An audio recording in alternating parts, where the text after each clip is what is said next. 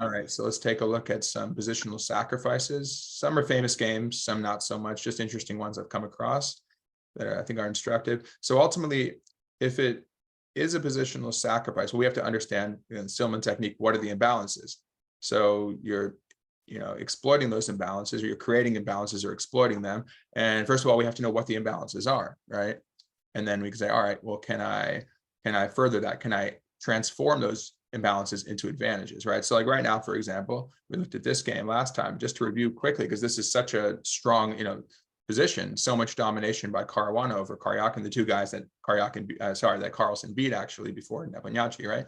And after Anand. So what are the imbalances here? I mean, it's dominant, right? But you have to know what the imbalances are. And yeah, partially obviously the king's exposed, but what are all of them, so we can, and then we can break these down, and we can use these in other positions too to understand. So what are the imbalances that you see here? Yeah, just the activity of the pieces, just kind of what they're doing for you or not doing. Right, and so piece activity, yeah, and we could break that down in terms of the nitty gritty of it is kind of, we can look at minor piece battles, right? So Stillman covers that a lot, which is useful. The knights and bishops, cats and dogs thing, right? So because that's, yeah, and then we'll talk about why are they getting so active, right? But we can look at, well, first of all, we have more minor pieces than them because we've sacked 2 exchanges in this case. But yeah, so why are they better? Like, it's pretty obvious right here, but what's allowing them to be better? So if we kind of look at, I guess, scientifically, like Steinitz style.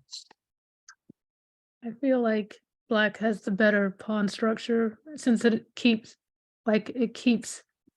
white out, but it allows black's pieces to move freely. Uh-huh. Because if you look at, although white has 2 rooks, they're kind of blocked at the moment, Right. both by the pawns and by the queen, the knight, and also the black pieces themselves. And none of them are Yeah, really exactly. in And an what's advantageous position for capture. It would just lead to a worsening position. And you mentioned, well, the queen is what, and they're both working together to control E1, right? Well, Yes. why are they there? Well, he did the exchange sack to get a really strong bishop, and the pawns too. He got 2 really strong bishop pair, right? So he has the space advantage. B4 allows him to embed the bishop on C3. It's a weak square. There are no pawns covering it. And the bishop on C3 is dominating, it's dominating all the dark squares. It's currently covering E1, which is the only file. So then we have minor pieces versus rooks in this case. But as Saul was getting to, just piece activity in general, right? But that's attributable, to these the pawn structure, right? As you're getting at, Leia. So we have this nice pawn chain. So we have the advantage on the queen side. And this is a weak D5, B3, all split. Obviously, this is H3 is weak. And by extension, we have all these weak squares, right? So we have superior minor pieces that are connected with weak squares, and we achieve them through exchange. Well, I'll just quickly go there, right? Because it's pretty direct. We broke through. First, we got the pawn, and we gave up 1 rook for a bishop. Then we gave up a 2nd rook for bishop. So double exchange sack that allows us to break through on the E file. And yeah, ironically, even though they have the rooks, we're the one, as you said, Leia, our queen is, we're the one dominating the E file. But as you can see, pawn structure that allows for king safety, right? So that's another imbalance. It's not everything, but obviously if your king is safer, that's a very important imbalance. And we can understand, hey, we'll certainly give up an exchange in most cases, or pawns or more, just to get a safer king, right? Often it's worth an exchange just to, for example, even if their king isn't that weak, just to know that you have the security of a weak king, have a strong king, right? So you can do a lot of things, and obviously it helps if their king is exposed. Now we're not getting to him immediately, but we know it's a problem, and tactics flow from superior position, and directly, if you're looking for tactics, bread and butter of that is exposed king and loose pieces. Well, here we go, right? So we're seeing all that. Any other imbalances? Well, pertaining to the pawn structure, weak pawns, right? Again, we covered that. Weak pawns. And how about control of lines and squares? Clearly there's something going on that benefits us there, like which in particular? Well, black owns like the white squares along the A6, F8 diagonal, F1 diagonal, sorry. Right. Uh-huh. And the other diagonal, right? And going back, retreating to go all 2 this- steps back, 4 steps forward, right? Anything else? The queen's just so dominant because of all this. And yeah, so we have diagonals, file, laterally, the knight. Most of black's pawns control the dark squares with the exception of the F pawn. Yeah, everything is on a dark square. So yeah, I mean that's relevant too, like just the fact that G5 is under your control because of this. But yeah, clearly just about all the dark squares all around here. Literally, I mean, you're coming in here, like you're just dominating all the dark squares. And if you want, you can get in here too. So just about all the dark squares on the board, almost all of them we're looking at them. Now, are we controlling G1? No. But we're still, we have access to F2. Well, actually, that's going to happen because the bishop's going to come in. Anyway, we're not going to look at this entire game, but this is just a nice example that, going back to, again, even though the king is exposed and we're going after the king, it's not all about that, right? We're only going to reach the king through this kind of cocktail of imbalances, right? It's the culmination of all of them, the climax here, allowing us to reach the king. But usually it's not just, hey, their king is exposed, because you can have situations like that. Like they may voluntarily go H3, G4. They did it here kind of out of desperation, but they may voluntarily do it if you don't have the other imbalances that favor you. Hey there, how's it going, Lynn? Yeah, if they don't favor you, then we finally met in person at the Rockville Chess Club, the event with Timo, right? So yeah, so we combine all this. That's about it. I mean, but pawn's the soul of chess, so it's really attributable to the pawn structure.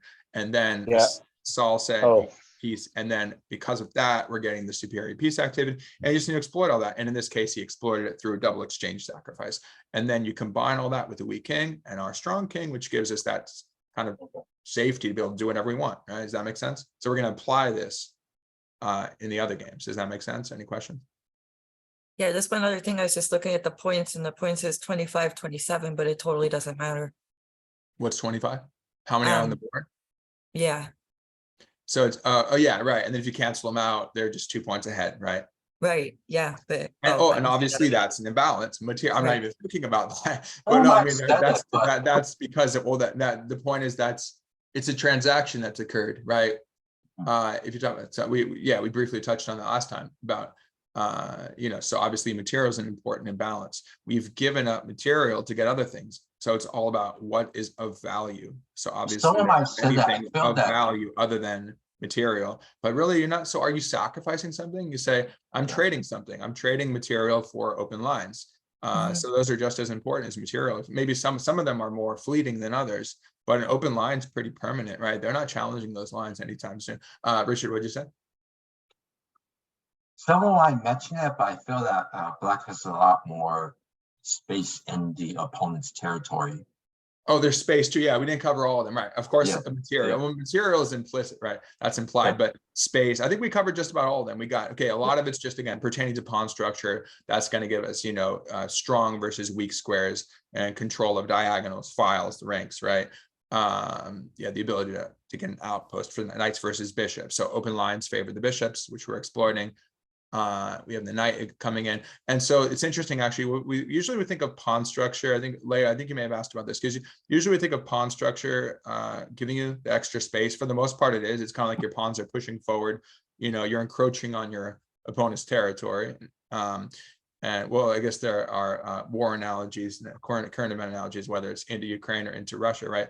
But it's about it's territorial conquest in that sense. But at the same time, there are different forms of warfare, right? So it's either you traditionally you're just like coming and invading, but it's do you have access to their position? That's ultimately what's at stake. You want to gain access to their position. So we don't have a pawn cut. It's almost like the absence of their pawns. We don't have a pawn in here, but we have access all over the place, right? So I think that's really what matters. But that's tying into control of diagonals and stuff, right? But I think the two are somewhat, again, I don't think we have to view it or a space in this kind of orthodox way, but that's how I learned it, basically, that it's like you have this kind of big house or like, or fortress or the front line, right? The front line is especially, that's where your space is, but it's also access. Can you shoot the missiles into their territory, right? That's you have access. So yeah, it's kind of combined there, but yeah, traditionally, fundamentally speaking, we would call that control of lines and everything. But yeah, like an open file, for example. I mean, yeah, it's combined. You have access. Anything else? I think that's about it. But I then we was talk just about again, like loose, there are different like loose pieces, but again, that's tied to the pawn structure. But the tactical elements, so tactics flow from a superior position. So the tactical element there is it's attributable to a loose piece, but again, that's attributable to the weakened pawn structure and just poor play, I guess. Yep. And so I was just gonna say, just that C3 outpost for the bishop feels like almost untouchable, especially when they're down to, when they're up, when white is up 2 exchanges, they're gonna have to give the exchange up to ever attack that C3 bishop, because it's past the last pawn, protected by a pawn, so it just feels like, you know, they'll have to gang up 3 pieces on it to ever get it back. And unassailable. Well, yeah, that's a good point. That's what often happens. You sack an exchange, you get a really strong piece, and then they'll try to counter sack. Well, I think that's what we're going to see in the last. Yeah, we're going to see that in the last game. I think at some point after we sack a exchange ourselves to hold on, then they counter sack and they end up drawing. But yeah, the exchange, it proves how strong your exchange sack is if they have to do that. Now this bishop again, like right here, the main purpose. It's just planted in their position, stopping them from coming to E1. But of course, it's going to go for the check when it can, right? So anyway, yeah, just we have this more from last week, but this is just to review and to show you and then obviously we classic example of the bishops dominating, let our knight defend, keep our king nice and tight. And then we have our resignation here. Yeah, I resigned like right here, I think. But yeah, that's going to come different ways you'll checkmate him. But yeah, so does that make sense how we can break down imbalances? And obviously we're going to see different means of doing that, but we pretty much got them all. Yeah, so we're getting that. So again, what are the main imbalances we're talking about? Yeah, so going back to material, right, and the ability to give it up for other gains, right? Just keep that in mind. To view it objectively, it's like, oh, should I sacrifice that? It might not be worth it. Well, yeah, if you get some real gains, it's probably shouldn't be really shied away from, and that's what makes beautiful chess moves a lot of times, but it's based on, you could say kind of scientifically on just objectively looking at the imbalances, right? So yeah, we have pawn structure, which is tied to, you know, again, weak squares, weak diagonals, or control of squares, let's say diagonals, files, right, different lines. We have, yeah, weak squares, and can you occupy them, such as knight outpost, knights versus bishops, so minor piece play. Or in this case, we saw a lot, yeah, just piece play, piece activity in general. Of course, it ties to that. Yeah, we have king safety and space and time. Yeah, that's the last one, space and time. We got space time going on, right? So time is in development, basically. Well, it's general development, but also like, are you gaining tempos? Oh, yes, and initiative. Sorry. Yeah, but this is all, I mean, it all feeds into it. But yeah, certainly initiative. But that's going to, again, it's going to tie in. So if you have an initiative, it means you may have time to gain access to those lines, right? You're dictating the pace of the game. So they may think, oh, I got that file under control. Well, all of a sudden you sack an exchange and suddenly you take over the initiative. So we're combining material, giving up some material, getting initiative, being able to occupy a file. Okay, now their king's exposed, but maybe you get some checks. And ultimately that comes down to, again, maybe your rook comes to the 7th rank. So ultimately you might not checkmate them, but rook comes to the 7th, pick off their B pawn. And now you have a protected passed B pawn and you win because of that, right? Yeah, so anyway, it's all tied together, and that's where the complexity comes in. So it's like, just know your theory, right? What are the main imbalances? Understand the importance of them. But again, that's why in chess, you have to make such hard decisions. Like, should I take on those double pawns? Well, that's an imbalance, but based on your ideally objective analysis of all the features of the position, you make a decision, and it's not going to be perfect, as we're talking about most of the time, but you try your best, and that's the struggle. Okay, so let's go into, let's do number 4. And I'll post the link to this. But number 4 is the Karpov game, which is really cool. So I'll just go ahead and just get the game. What did I say at the beginning though? I mean, yeah. So yeah, well, it says what kind of sacrifice it is. It gives you a hint. But yeah, it's a long-term sacrifice. And it is connected, as I was saying, it is connected to a king side attack, or in this case, the king is on the queen side. So technically queen side attack, but assault on the king. Yeah, it's long-term, but again, it's more gains than just the attack. So even if you don't get a mate, you have all these other imbalances that end up becoming advantages because you turn them in your favor. Okay, so you see the opening quickly. We have a Queen's Gambit accepted, which I've actually played this. I've played this quite a bit. Knight d5, bishop takes c4, knight b6, So this is a common line. Now you generally have a choice to go to B3 or D3. So Karpov opts for D3. Yeah, so pretty much just, and by the way, yeah, this is probably the most aggressive line, E4. You can certainly play like knight F3 or E3. You can play it more modestly. Yeah, this is the most aggressive line, but I do like this line. I've played this knight F6 line. So it's kind of like, I think it's it's Alekhine's version, because it's like the Alekhine's defense with knight F6 and attack the E pawn, right? Allow them to try to make them overextend. Well, you clearly have access to a central square. White has given up essential squares. That's the first real imbalance, is pawn structure, potentially weak pawns, central squares. And well, what does white gain? White gains space. There's the main imbalance that favors white. Development about even, right? Black is actually the first to bring out the second piece. What are the squares, just as we go along to break down all the imbalances, make sure we see them all. What are the squares that Black has, well, one pretty much ultimate control over right now, and others that Black has more control over, and the pawns that might be weak? What do you think? Pawn, or at least one pawn for now. What do you guys D4? think? What is it? D4? D as in dog? Yes. Yeah, the D4 pawn. So we have 2 on it. No defenders currently. You have to watch out for those tricks, right? With the bishop or something, right? Bishop checks and all that, like in the French, right? Where it's often a trap to take it. So it's a question of when we take it, but it's certainly a weakness. It's not guarded by any pawns. It could be guarded by pieces, but it's always a weakness. That square is always weak, and therefore, if a pawn resides on it, the pawn is weak. I have a C3 pawn guarding it or something, right? Yeah, so that's a weakness. And then by extension, because that's weak, the square in front of it's weak, right? If that can't be defended by pawns, neither can the D5 square in this case, right? Well, I mean, if you had the pawn here, right? But because this has pushed to E5 and there's no C pawn, so this is also weak. That's a weak square. If the pawn were to push, it would also be a weak pawn there, right? And we can pretty easily occupy that. So that's something we certainly have. Anything else so far? Those are the main imbalances, right? Again, development. Hey, Black is that. Well, Black has second piece up, but actually White has opened up both bishops. So yeah, Black's going to have to play like G6 or E6, right? So pretty similar development. Black has a little initiative though. The pressure on D4. Is there anything else that you guys notice? Some people think, oh, the king, you push pawns in front of the king. Especially beginners, they think that, oh, I don't want to push my D pawns, my king up. Well, you can't really exploit that easily, right? And he can easily castle knight E2 or knight F3, castles, bishop D2, whatever. Yeah, so he's okay there. Yeah, so those are the main imbalances so far, right? The bishop's very strong on D3. We do have control of those diagonals actually, so there's that as well. And this bishop will come out. Okay, so Saul, you came back in, yeah? Yeah, sorry about that. Oh, no problem. Okay, so what now? He goes knight E2. Bishop G4 is pretty common. I mean, he doesn't want to just go directly knight F3 and get pinned and then worry about losing his D pawn. So he goes knight E2.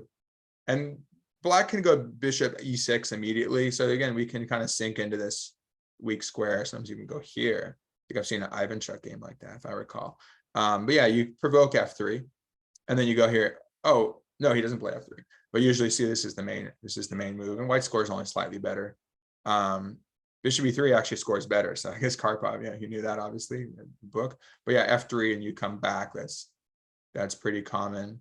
And yeah, again, slightly better for White and score, but you might see a bishop C4 as just to show you the theory. And then there's also like queen D7, castles queenside, kind of like in the Scandinavian, right? Quick pressure on D4. So it's a really rich territory here. You have White might get in like C5 and knight C5 and stuff. But yeah, it's very interesting. We plug that in.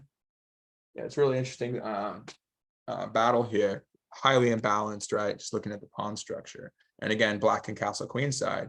So we can have those differences as well, which we are gonna have, I think, in this game. Okay, so he goes bishop E3 instead of the F3 thing, which scores pretty well, it looks like. I'll just leave it on here for a moment when you see the book here. And we have Karpov versus Timon because it's on average the highest rated game, it looks like. So it shows up first. We also have win by Onishchuk. I think former US champ, right? If I recall. Bishop takes, queen D7, natural development, and then he castles queenside. And now we have 2 games that still follow this book. We have Onishchuk, I guess, probably knew this game. So he plays it in 2013. Karpov was won in 88. So this is a natural, right? A6, and that's where it diverges. So in the other game, so it didn't work, but he went ahead and took the pawn. But in this game, he just tries to hold off the pawn from rushing to a5 and a6 and hitting the light squares. Okay, so I'm going to move it back without the opening book. We're pretty much it diverges. But fundamentally, if you move a pawn in front of your king, it's a weakening move. You know, I think, for example, if you make a luft, it is a weakening move too. Keep that in mind. So if you castle and play g3, you're weakening. You're giving yourself a luft, but then again, a bishop might sink in there and stop you from coming out. Obviously, it weakens light squares, right? Play h3, similar to a6, you allow like g5. You can see sacrifices on h3 or see a bayonet attack. So we might, I mean, it's kind of hard to get to b4. You might sack the b pawn though.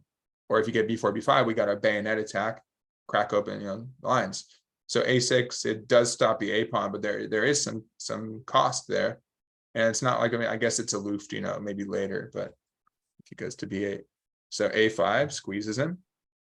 So clearly, what's the main advantage? Or it's an imbalance. It might be an advantage on the queen side, but it's an imbalance. They're fighting for advantage. But what's the main thing that white has going?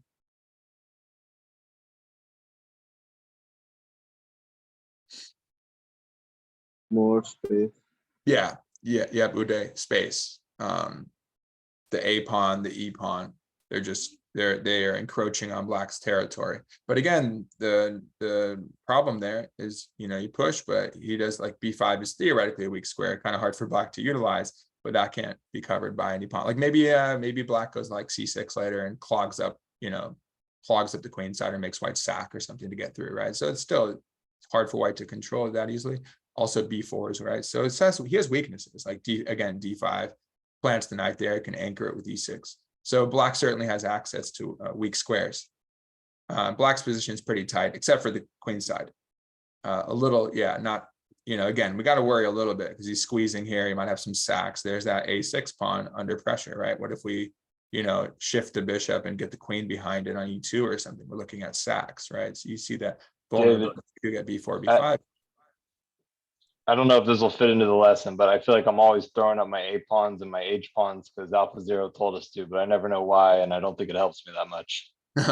Well, I mean, it's generally it's an attacking move, right? It's just, well, they get into a game changer. They're trying to kind of decode how AlphaZero does this and compare it to humans. Like there's a nice Kasparov game. Pretty much it's you should have at least stability in the center, because otherwise they'll hit you back hard, right? I mean, I guess black has f6 to strike back, right? But for the most part, it's somewhat stable. So white can, especially what was with tempo too, you know, so he's able to throw it in, but it squeezes, you know, again, it's a thorn, right? It can become a wedge pawn. It's a thorn in black's position, and it can enable, let's say, for example, you get a rook lift. If you attack b7, well, it's much harder to play b6 now. Well, I mean, first of all, this would hang. So you start seeing that like a6 is a problem. The b file could be a problem. Again, there's the b4, b5, but maybe b4 is a sack. So you see, it just makes it harder. But a lot of times it's that wedge, which kind of creates a backward pawn too, and just control squares. Hey, there goes the knight as a defender over here, right? Maybe c7. Does that make sense? Yes. It does. So let's say it's a French. Let's say this were a French, like if the pawns were here, and then white goes h4, h5, h6. Well, then they would weaken black's king side. The Kasparov game that they give in Game Changer, what black has played h6 and white goes h4, h5. And I think he ends up getting, it's typical to get the g4, g5, isn't it, on a game like that too? Where he's like this. I have that under my pawn break study. And then ultimately, I think he usually go for f5 break, but I think he gets g5 in his, no, he does get f5 in rather, but the h5 pawn squeezes, right? So when things open up, hey, what if you win those pawns? Okay, that's another way to win. We have a passed pawn with much stronger, ready to go on h5 than h2 or h3, right? So it enhances any breakthrough prospects, or maybe you break through into like h6 with check or whatever. So yeah, but it's also the restrictive factor. It's space restricts black's pawn. So again, if we have pressure, again, just imagine black's on the king side, so we can get a lot of pressure. Even if black's not there, we can effectively, this would be kind of like a queen side attack, right? Because the king, it's like this has become the king side, right? So kind of flipped in that sense. But yeah, so does that make sense? You just kind of, you probe their position. And have you read Game Changer? Because I think it gives a lot of clarity on that, on the pawn pushes, because you mentioned AlphaZero. Have you read that one? And no, I never read it. I've heard them talk about it on some podcasts and things, but I Oh, never yeah. read the book. Yeah, it's a great book. And again, getting, talking about like fundamental books to read. So this would be more like supplementary, I guess. But yeah, so I'd first read, your classics, but then books like that just adds to your knowledge, and like pawn structure chess as well. That's a great one that I recommend. Again, after you have your fundamentals down, you're going to understand pawn structure and pretty much every opening, every structure that could arise.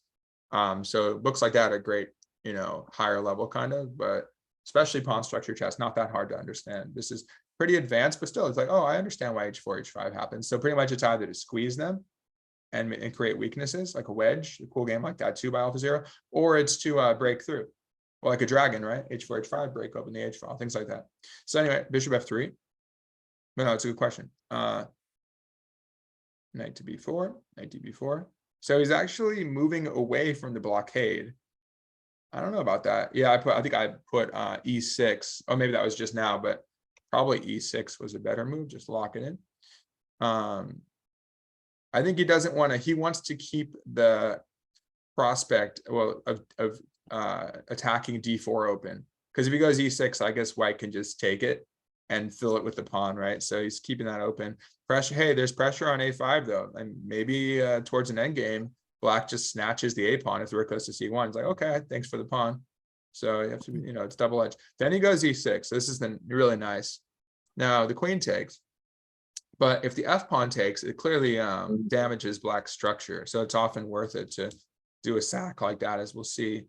But yeah, I have a line like if he takes, strikes back. Let's see what would happen in general. That looks pretty strong. Well, in that case, he's just getting the pawn back, it looks like. And now he wants to play queen a7, so he has a big initiative. Oh, by the way, yeah, it's actually a fork, because you're hitting b4 and you want to come into a7 with mating threats, right? So yeah, he's just blasting things open if he tries e5. I mean, otherwise he's just getting squeezed. And keep in mind that c file play is coming to the half open c file. Yeah, so he takes with the queen. Now it looks like, okay, there's obviously a fork, right? But it's like, really, is that what you want to do? It required a lot, some pretty deep calculation, kind of a gutsy move, because it's like, well, I mean, it's pinned, and if I get off the pin, probably they win the pawn, or not right away, but it just seems like, they can certainly get off the pin, and then the d5 pawn, like blocking the bishop on f3. It's like, is this really what you want? But he had to see deeply to determine that it does work. Queen b3. You said b3, queen b3. Yeah. Well, this is where it gets really, it's real nice. This is where he starts his kind of sacrificial stuff. Although actually, before he goes about that, he just castles, right? Then we'll get into that. Okay, so Yeah, then but doesn't queen b3 win a piece? You say does it win a piece now? Yeah, I mean. Oh, I see what you're getting at, because then you have this kind of like in the line where you play queen d4 and you exploit the b4 knight. So you're saying, let's look at that. I'm not 100% sure. No, it doesn't actually. Okay, show me why. Well, can you guys find out? It looks like it does, because like, oh, the knight has to leave and you take. So we're kind of trying to. Sorry, Do you see a nice move that black has? That you have to see the counter. What's the counter? Yeah, I saw it. Yeah, I missed What is it? Knight d3. Knight where? Oh yeah. Actually, no, I'm not. Actually, wait. No, there's something else. It might be stronger. There is a check. Oh yeah, that's kind of nasty too, because you could do the check and then the other knight follows up. But it's something more concrete, actually. Can you guys find it? Really, actually, a direct. Is it knight d4? It seems like this is a reputation. Yeah, black has it. You said knight d4. You said here? Yeah, actually, black refutes this. And this is a common theme you'll see. Why does this work? Nice. You can't take it, right? It's pinned. It's a four. It's coming. Yeah, it's coming no matter what. Because now the knight. So rather than anchoring it on d3 where it's a little less clear, now you're getting at least an exchange. I don't even. Yeah, the queen has to retreat probably somewhere like just to guard the rook. Can't go here. You get family forked, royal fork, and then something like this. Which one? Yeah, probably this. Well, actually, you might do this one and then take on f3 with check. That might be kind of nice too. That's pretty vicious, right? Actually, you have to be a little. Yeah, it's not with check. Okay, fine. Let's just do the other. Let's keep it safe. Let's just play it safe. Let's just do this. How about that? I mean, that's still very strong, right? You could have done what? Nothing. But this is interesting. So it just shows that, I mean, black has a lot of play, against the d4 square still, right? They have that weakness on b4. So What you about can knight see, d3? you can see how the weaknesses in Wentz position can certainly cause his attack to backfire. Very tactical, very sharp. What else do you see after this? What about knight d3? D3. I mean, I know this one wins at least an Yeah, exchange. That looks good. But if knight d3 is better, okay, like where is he going to go? F1. Even D. No, he's gonna. Yeah. You're not really gonna. It's kind of interesting actually, but because after maybe you try and use your king, now it looks very cutthroat. Because you're walking into the. I mean, hey, the other move is cutthroat too. But let's just say F1. Then what? Yeah, I guess knight b4. Yeah, it's more concrete. Oh, you said knight where? b4. Yeah, probably. Yeah, this one gets out of. Or maybe But it's we not. could You know try what I mean? d4 It's as not well. that concrete what they're doing. I mean, the other one's Yeah. concrete. You win material. We could try d4 as well. Do you go into D4 instead? Oh, right now? Yeah. Does that work? Doesn't he just take it? Oh, you want to go there? Oh, you I want to go guess so. after, you want to go for the mate? Yeah, so I guess like queen c2. Is there a follow-up? No, not as such, but I think d5, e5. It's interesting, yeah. If it's not concrete though, I mean, he has like, keep in mind that Karpov has a lot of play. Like if it's just these two, oh, you have bishop c5 stuff too. But if it's just these, like they're kind of, just, it's like a little skirmish with just two pieces. And you want to use your entire army, basically, your entire team. So just keep that in mind. It's like, hey, it's a sure thing, win an exchange. And that rook might be a good attacker too. So get rid of that one. Either way, he has to move his king. And the cool thing about the other line too is I think there are options to get the bishop. Anyway, as a sideline, but it's just interesting that doesn't work. That's why queen b3 fails. Whether it's your move, knight d3, Yeah, or I c2. know knight d. What's that? I know knight d4 is better. I was just exploring if this was Yeah, playable that's or interesting. not. That's interesting too. Yeah, I think also if you bring, you can probably snatch the. No, never mind. I think we just go here, and then we just take the exchange. No, I think if you take, he takes with the g pawn. What's that? Here? If you take on f3, he takes with the g pawn. Yeah, you take the G pawn, Yeah, and G then you lose your chance to win the exchange. I think we just take the exchange because that is an important attacker too in some cases. I think just take the exchange. No way. There's another thing too, though. When you do your check, you can when he takes. What was the line? I saw something. Oh yeah. Then you can go. You just get rid of all their attackers, right? And now they have to cover there, and then you can take it if you want. And then you can blast it open. But like the attack is dead too. The king's more exposed. Yeah, You might even go like right square bishop h6 or something, or just hit the center, get the bishop out somewhere. It should be a winning position, right? It says minus. Yeah, but I It think says the right minus. square Ooh, it says bishop minus is, 7. That's a little drastic, but yeah. What's that? yeah, but I think the light squared bishop is a more dangerous attacker than the dog. Like, Yeah, but we get this one, it everything here. doesn't matter. We can't get it, or we can't get everything. But in this case, and again, just an aside, but in this case, if you take on f3, you lose your chance to. You mess up him up, then I think you lose the chance to get an exchange. Here you get the exchange. Now, I mean, keep in mind though, that still could be strong here. It can help the queen come in or something. Creates a background, but still, if you can, this way you get one of the bishops, you pull one of the pawns out, kind of opening, and you get the exchange. You see what I mean? So if you, have you heard the saying? In the aggregate is probably, again, that's just from a brief analysis, but in the aggregate, it seems that we get more based on what we've seen. You know what I mean? Because again, if you go, and it's interesting though, it's very interesting as to the imbalances, because you are creating the imbalance of, as you said, they have to take with a pawn. But even that is like, is it clear? Just like the other line with the queen. If it's not clear to me, I'll take the clear thing. Because I know an exchange up for nothing, basically, and getting rid of his bishop, it looks pretty good to me, Like, is this super clear to you? Maybe e6. I think it's still good. I think it's good, but I want that exchange. Plus, I get rid of one of the bishops anyway. and I have a target on E3. You know what I mean? So I just get a little more. Let's see what the evaluation is now. Well, yeah, it still likes it. It's. I think the other one was like, yeah, I mean, it still likes it, but still, as a human, at least as being in Is my it- I think this is as a non-computer, but you know, but hey, we can do it different ways. But let's see what it. Well, I'm curious. What is it like? Let's check now. I was just doing with that. So like this one. It's Oh, like actually this one less. instead. So it's Yeah, saying that's this. funny. It's actually less for this. Let's see. Takes. No, it's interesting. No, it's kind of liking some of your ideas here with just the two pieces coming in. Takes. And then no, so it's okay. Maybe you're right. Let's see. So there's this stuff. Wait, well, what I was looking at was the knight. Oh, that's if they go here, but assuming they go here, I was looking more at the other knight, I think, just to put, again, I'm just trying to see like, and again, that's often what humans will do. If it's like, hey, I want the sure thing. Because I still think this is very strong. Like maybe there's similar evaluation, but this is clear to me. Now, if it was clear to you, then do it. But I would say, okay, this says minus 7.4, minus 6.7, whatever, king f1.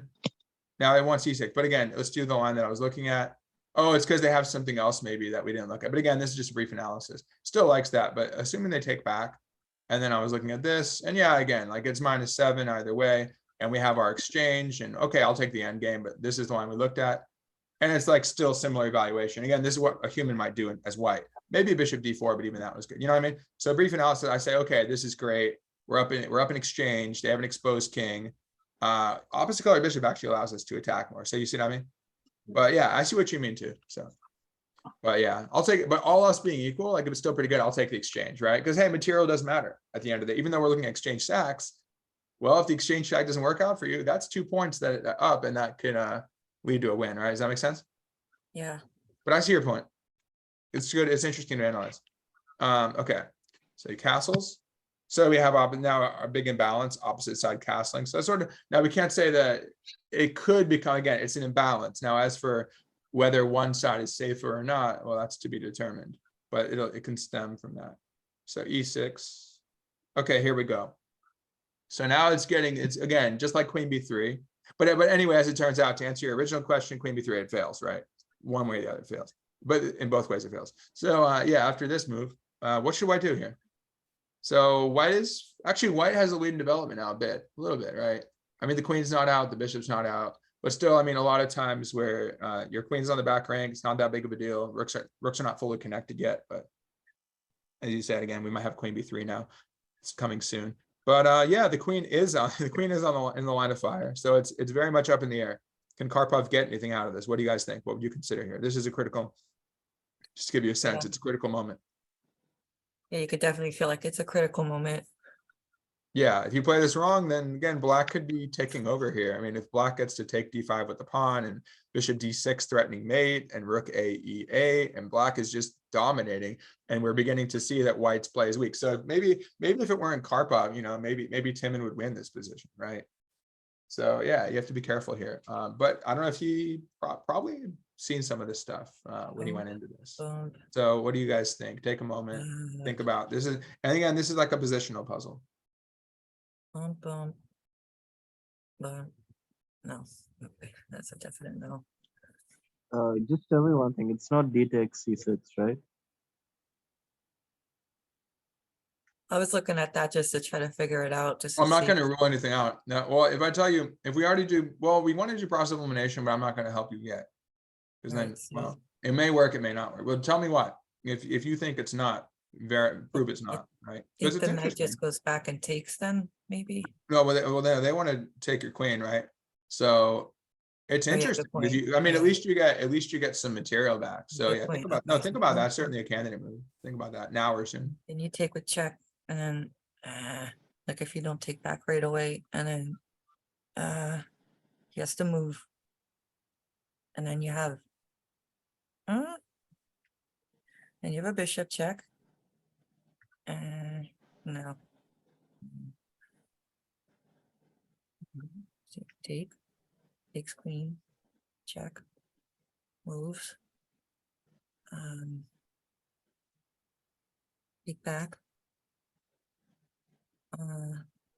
get some bishop out to protect it.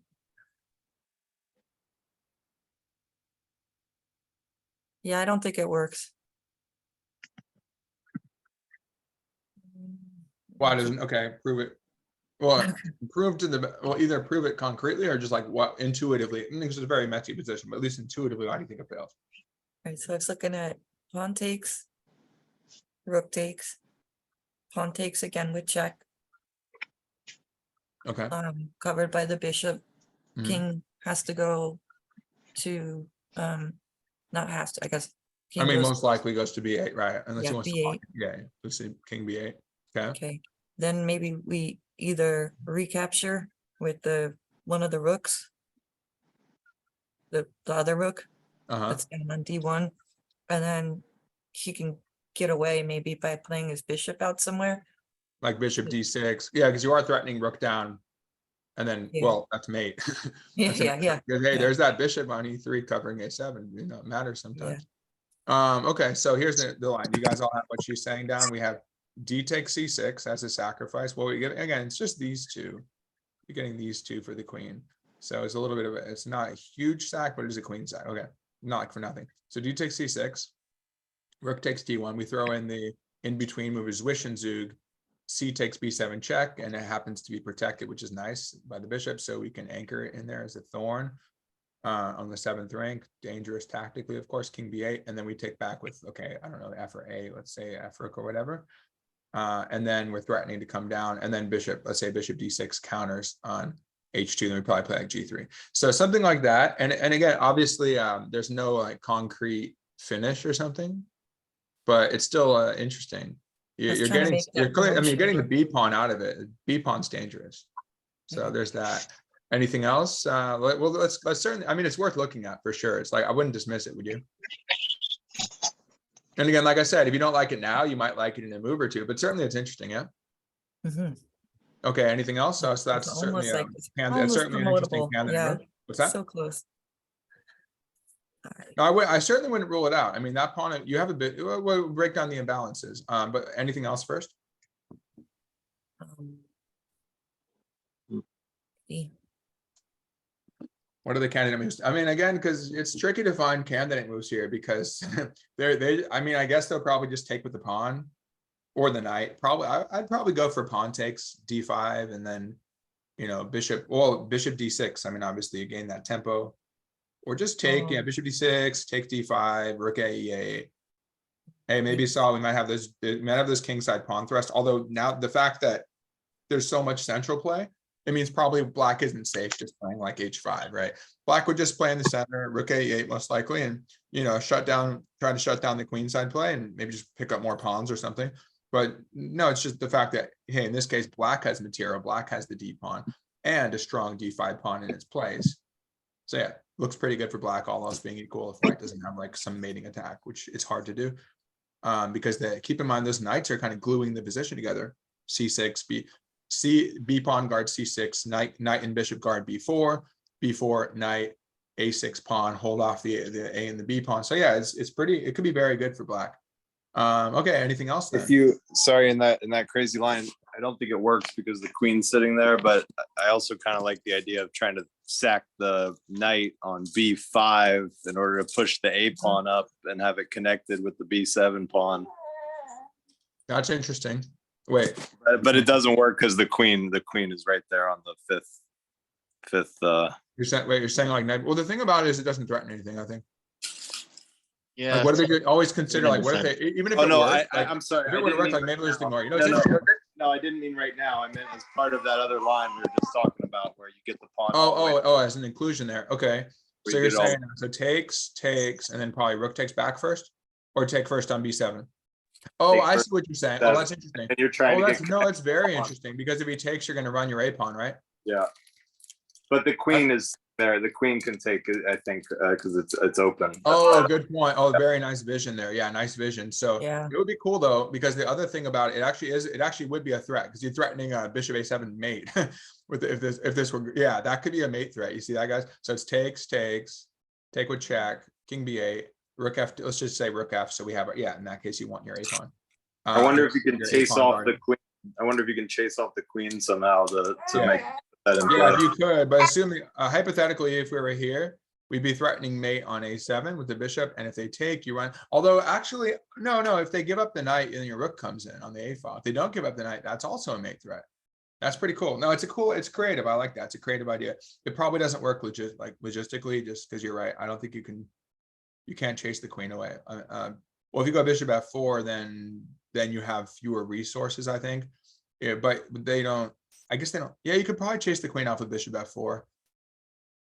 We kind But- of, do we need it? Do we need Oh, that keep one? in mind we have the rook down mate idea too. What's that? Yeah. I was just wondering if we still need that bishop like over, oh no, I'm still set on trying to do something on a7 with the bishop, but never mind. Yeah. I mean, well, okay.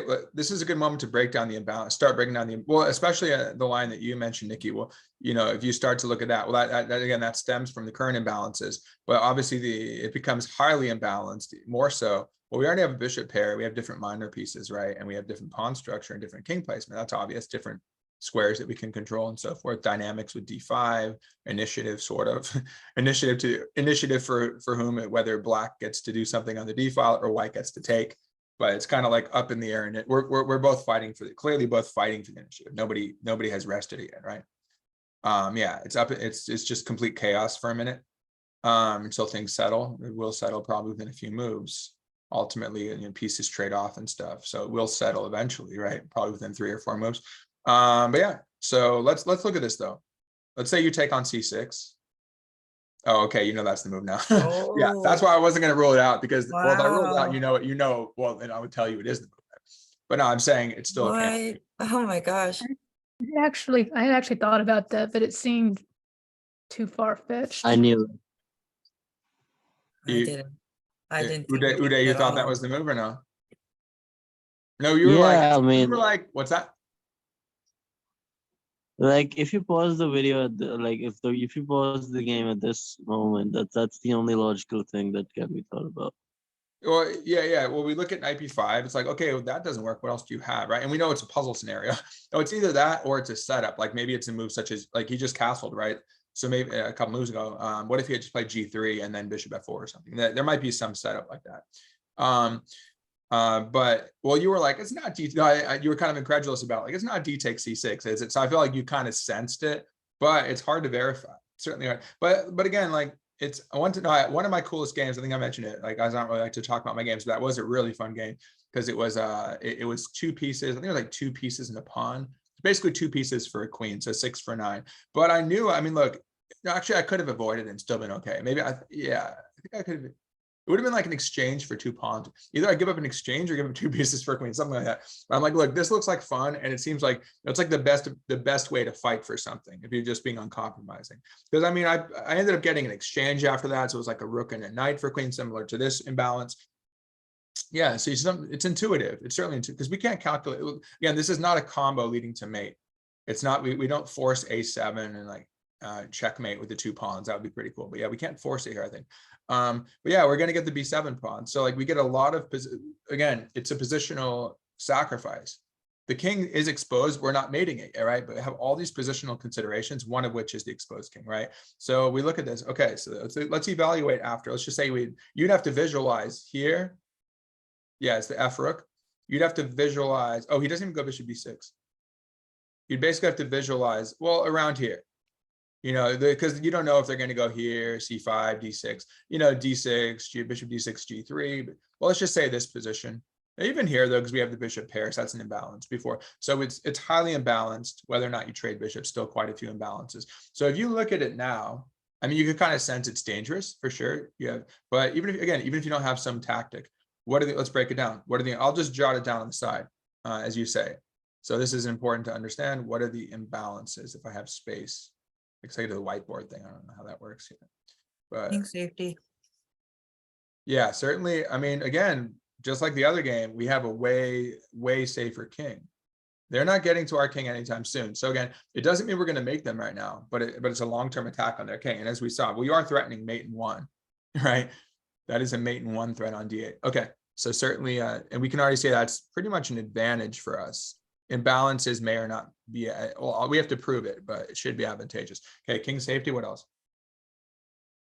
Think about all those imbalances that we discussed, or however you want to put it. bishop pair versus a bishop and a knight. Right, and that's clearly, it's an imbalance, right? Because maybe that knight will be really strong. I mean, the knight's on b4, it's not bad on b4, maybe it goes to c2 or something. Yeah, so it's just an imbalance. So basically 2b's the bishop pair. Okay, anything else?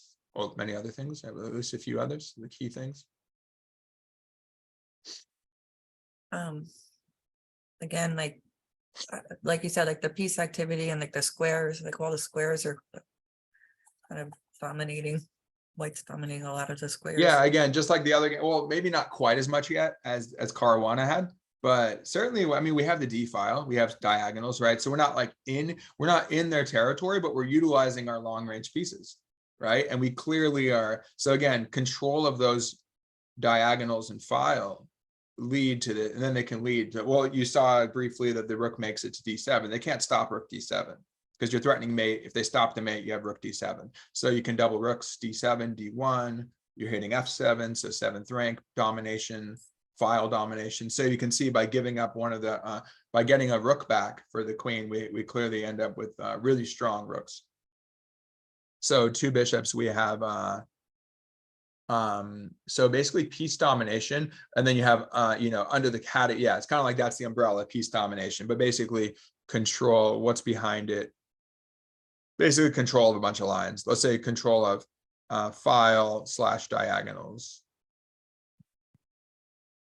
yeah, something like that, right? A lot of control. Square control, well, we have that pawn on b7. What's going on with that?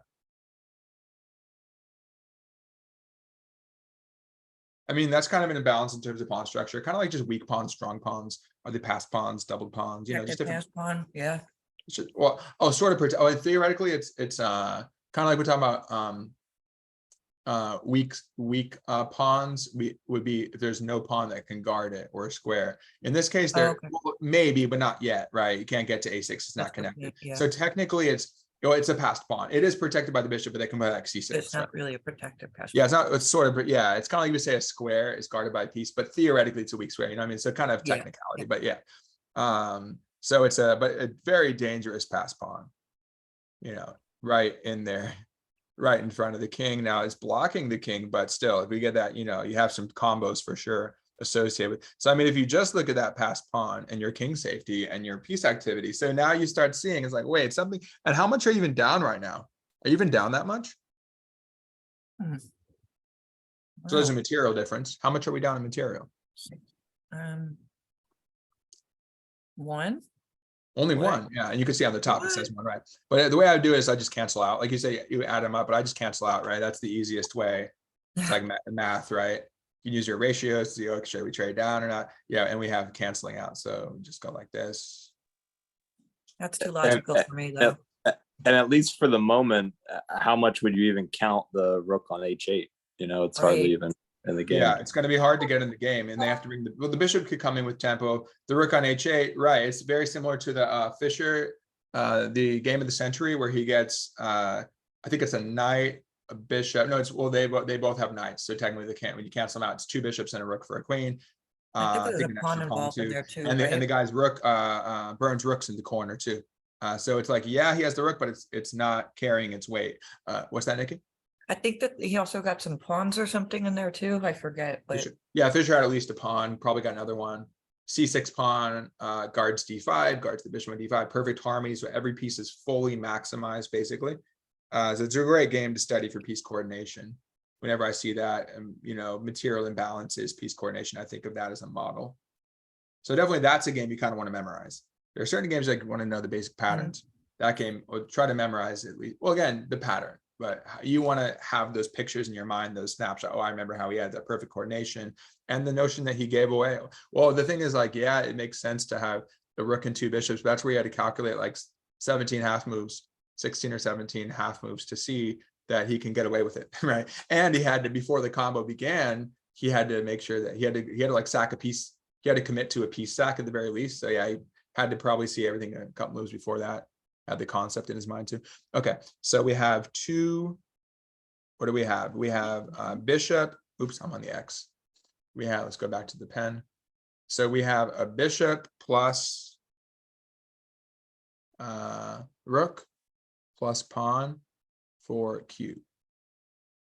So, no, wait. No, I'll be saying, no, sorry, no, I don't think he has the pawn. He just has a really strong pawn. No, it's equal, right? 2, 3, 4, 5, 6. Yeah, we both have 6, right?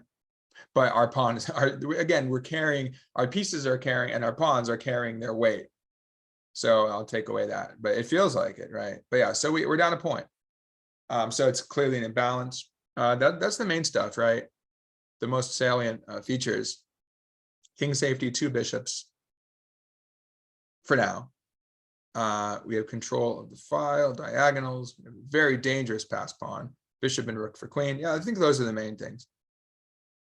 Yeah, king safety way safer than his. They're just not touching our king for a long time. I don't see how they can get there, especially because, oh, and we clearly have the initiative, which is, so initiative itself is worth points, right? At least a pawn, we're down a point. Like just the fact that even if we didn't have all the other features, well, you got to prove that, because the thing about the bishop and rook for a queen is if you can't really coordinate, that's pretty, especially often a rook and a knight for a queen, you got to coordinate them. If you don't, ultimately the queen, well, same with 2 rooks. I mean, 2 rooks are really good against the queen, generally speaking, but if your rooks are disjointed and all, the queen could still dominate, maybe pick up pawns and stuff, right?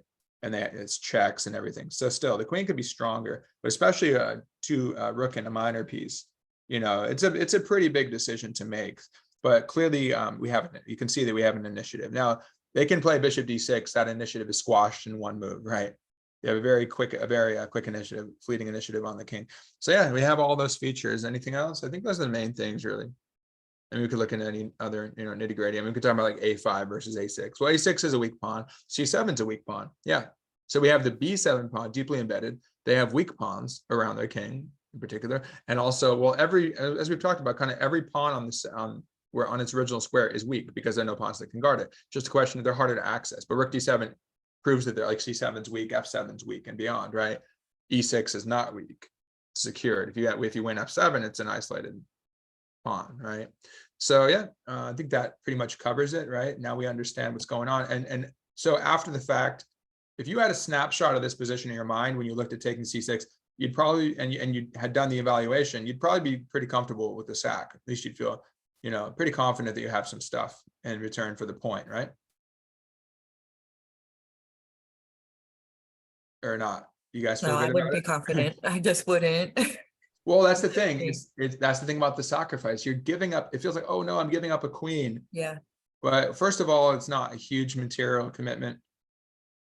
But again, when you weigh everything out, I mean, that's a lot. Again, if you think of a sacrifice as more of a transaction, I'm giving you $1. What am I'm getting something of value in return. I'm not giving it. You're not just giving them $1 for nothing. You're not just like giving your opponent charity, right? Although even then, I guess you get something, at least in terms of, what's the word? I guess altruistic, feeling altruistic, right? Or maybe there'd be some benefit for you, or yeah, but no matter what, there's psychology on that, right? So much stuff there, but at least, or maybe you think, oh, maybe I get something in return at some point or whatever. But anyway, or the intrinsic value of it, hopefully. But yeah, you're not just giving it to them for free, right? So let's clear this. All right. But yeah, no, it's a transaction. So does that make sense? That you're basically paying $1 for an orange, right? Or hopefully you're maybe getting more than an orange for it, right? Which is, yeah, we're going back to the 80s, right? So bishop c5. Oh, I think we were literally in the 80s, are we not? Yeah. So yeah, maybe it was, I don't know. Maybe you would get like 3 oranges for $1 back then, right? But yeah, he's certainly getting a lot of imbalances they could turn into. They're looking like pretty immediate. I mean, you can't, it's hard to say that b7 is not an advantage. Now it could be taken maybe after c6, but pretty hard to say that's not an advantage. King safety has to be an advantage. So he actually, the bishop actually blocks the queen there, and so the knight to b5. I'm so sorry about the baby. The knight to b5 is possible, so it must not work. Oh, you're saying the bishop? The knight b5? No, I'm saying because black does move the bishop there to c5, the knight to b5 we were talking about earlier to threaten the passed pawn on the a file must not work, because now because he's challenging your bishop. Well, no, I don't know why it doesn't work, but this is what I wanted. I wanted the queen to not be able to take the knight on b5. Black does it for you, so we could try it here, but it must not work for some reason. Yeah, well, oh, like right now, if you were to do it Yeah. right now. Yeah, the problem is he'll just, but this is a situation where he can ignore it. Well, first of all, he didn't, well, now he's covered a7. He's precluded. Oh, right. That was the If you threat. had knight All right. b5, that'd be a Yeah. threat. Yeah, so basically see. you'd have to have a lot of conditions to make that work. I see what you're getting at. There would have to be multiple conditions for that to work, because you're just like hanging your knight out there. And first of all, maybe it doesn't get taken. And second of all, if it does get taken, you have to prove it, right? But yeah, particularly if the queen takes it. Yeah, so, but yeah, in this case, they just snatch your bishop and then your knight falls, right? But no, I like the creativity. You're because those things do work sometimes. And if it did work, it'd be a really brilliant move, right? So you have to look for it. And then in this case, you prove it doesn't work. Okay, so you look at their defense. But yeah, now, okay, we trade off. So we don't have the bishop pair anymore, but now we have a rook on the 7th. We keep going with tempo. Okay, now we're getting a pawn back, it looks like. I guess we might have to toss away our a pawn at some point. Take care, Leah. See you later. She had it out yet. All right. So we have. So we have, yeah, and now we have this bar on the D file, only open file. In this Yeah, case, not like the we are utilizing our rooks. In the other case, they had the rooks that weren't utilized. In this case, we have the rooks and they are certainly utilized. And again, completely dominating their rook, which is, it's not doing anything now, and it doesn't really have a future for some time. They're not going to let it have a future because we're going to keep pressure on them. The knight's pretty good, the queen's pretty good, the king's pretty awful, the rook's pretty awful. Their pawns are awful. So you can see, like, it's just really tipping in our favor. You see the foresight. Now, interestingly, I think he's getting, that's the thing. I'm like, yeah, it's clearly advantageous, but he's going to pick it off, it looks like. But when he picks it off, well, then your bishop, the pawn's gone, but then the bishop has influence on the full diagonal, right? So even it looks like he's going to win the pawn. Okay, now he's hanging his knight, but he's getting the c knight. Yeah, actually, interestingly, well, if they were to move the knight you take here, you'd have a mate threat too, because the bishop would cover. So yeah, they don't want you to take on c7. So take. What's that? I was just saying, goodness, like what this turned into. Yeah, see, now he didn't have to see, again, like, he doesn't know exactly what's going to happen. Like, you can't know that they're going to play f5 and that they're going to go knight c6. Right. Well, I mean, you could actually get a somewhat decent idea. If they block, you have knight a4 and you have c5. You can quickly transition to the c file. Of course, that's there. That's actually a big hope of his, I think, because if the queen moves rook c1, hey, then maybe we'll have Saul's knight b5 or something. In this case, it wasn't knight b5, it was knight a4. Okay, similar. Okay, so he makes this trade. Now c7's collapsing. And fortunately, back rank mate, but fortunately we have rook d1 and bishop back. Okay, he gets our a pawn, but he doesn't get our b pawn. That's good. But like I said, the bishop opens up. So he either gets it and we have the open bishop. In this case, you can't take it because you have like either some mate coming or just rook back to c4 and you pick off the queen. So obviously you can't do that. Okay, just takes it, keeps his pawn there. We still have, do we have equal pawns? Yeah, we have still equal pawns. So we're still down 1 point, but no big deal. But I mean, we can get that c pawn, pretty sure. We can, and then prophylactic move, classic Karpovian move, right? Now this is interesting. Okay, now he's got more tactics. So now tactics flow from a superior position. Now you just kind of cascade of tactics to try to convert this. Okay, no pawn deficit. Why does that work? Rook takes, promote. It's either Wait, promote. That's the most forcing move. It's either promote No, or no, I'm bugging out. No, that's not it. almost, but he has an escape on b6. Yeah, right? yeah. If he had a pawn on b6, it would work. Okay, what else? And Rook e8. You just drop your rook down to e8 and unstop. Well, you're gonna win the queen basically. Oh wait, no, wait, we got to make this work. No. Oh, here's what we do. We would play rook check first and then win the entire queen and be up a bishop. Because if they go, well, this is mating, right? You don't want to promote, you want to mate. But if the queen goes somewhere else, such as b4, you don't want to get a queen because you're gonna be down in exchange. You might lose that position. It looks like we're gonna lose that. Take. They're just up in exchange. So we do this, and then we get a whole queen. That's much better. Nice. Yeah, and then I guess I'm fine. Just being up a piece, the winning end game. All right, just here or something.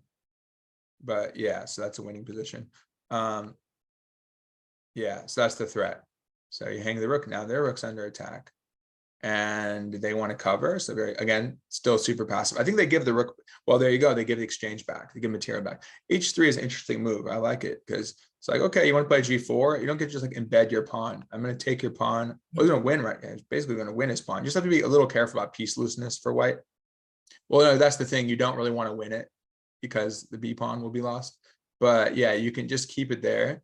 And you have, it's very nice because you have the rook covering the H file, so you can play king H2, so they can't bother your king. Watch out for F2 maybe, but you have counter tactics too. Like if they go after your F pawn, they still don't have anything, but we'll see. I think that might happen.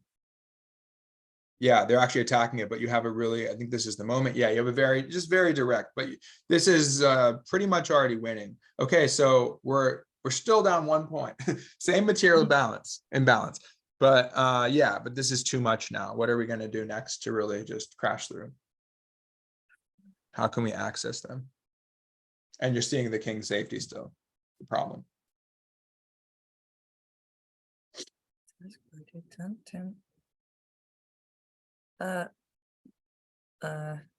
Rook, king, rook. Another bishop's over there. Hold on.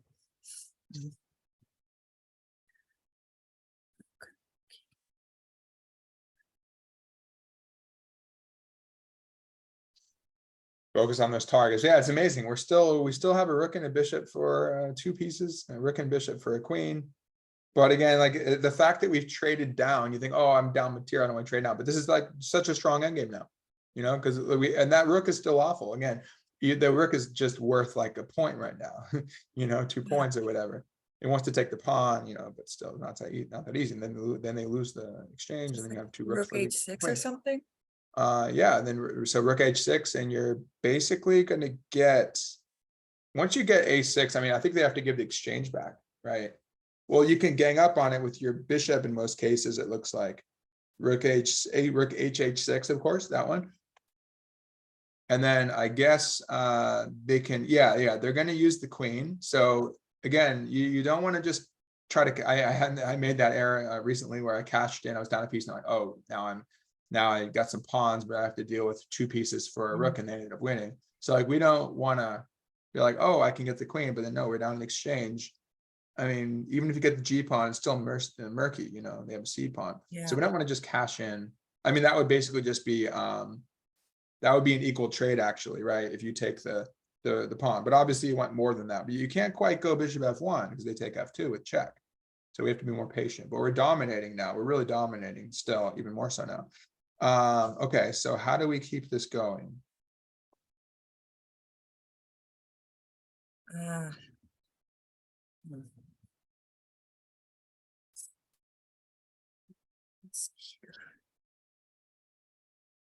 Actually, I'm not sure that this move is like super direct. He probably had other ways to go. No, he just guards the pawn first. We'll go on, but we'll move on. But he just guards the pawn, so he can keep building. But this is kind of like near Zugzwang scenario. I mean, I guess, yeah, I guess they can take B7. You know, interestingly, you might have some situations where we cash into a king and pawn endgame, like 2 against 1 or something. So you have to watch out for losing king. Well, they're hoping to have a king and pawn endgame where they're, you know, where their pawn wins, but not going to happen. So, you know, he maneuver. This is like a maneuvering stage, but black can't do much, right? Maneuvering. Then now we have it. So that's important, right? The fact that we've gone here, well, we stopped the pawn. Now, if they push, we'd have bishop F1. It's kind of pinned because if they push, you take A6. But so we stopped the pawn, and now we cover F2 most importantly. Now we could play bishop F1, and now A6 collapses, and that's decisive. Got rid of our pawn, but again, we have the lines now. So now it's not about the passed pawn. We kind of traded that imbalance for more initiative, access, more file, A file. Bishop can do more on the diagonal if it wants, and the rook can be, well, we're probably going to win material because that rook is going to come under a lot of fire. So, but it's a nice, it's very, finesse here is nice. They resigned in 3 moves. Check. Okay, this is a really nice move. So it's a subtle move. You got to finish him here. If you just check him, nothing happens, I think. Rook F7 check, king back, nothing happened, right? Rook F7, king B8. check, maybe you can get a draw. I think you can get a draw, but we want more than that. So what else can you do? Figure out how to make that check decisive. Yeah, and this is just a tactical blow, I mean, tactical finish, but we have the superior position already. We're still down a point. It doesn't matter.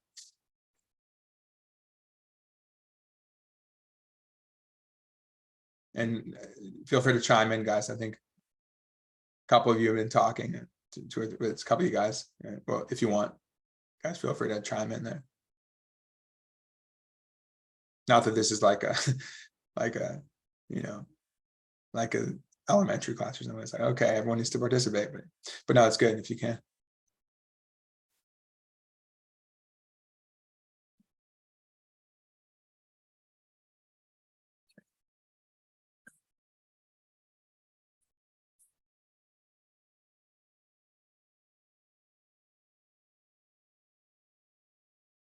Has to be.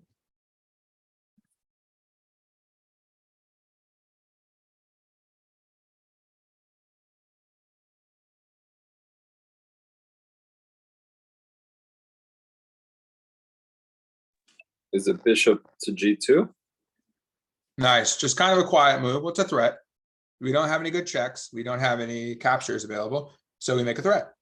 But see, now the rook was allowing, what was the difference? Well, you're creating some ladder mate scenarios. I guess the rook was giving them a little bit of shelter, right? On the 7th rank. So once you kick the rook up, so again, like we're just going for 2 rooks against the queen then. Either that or some mating attack, which I think is what happens. But yeah, 2 rooks against the queen here.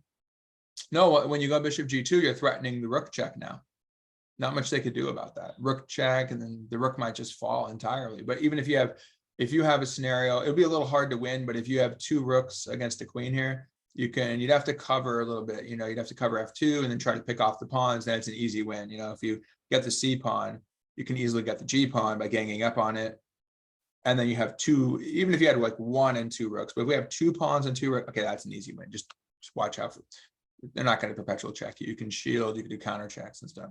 Anyway, yeah, so we want that. So bishop G2, nice job. Queen back. And then, okay, let's look into that move. So does he resigns in 2 more moves.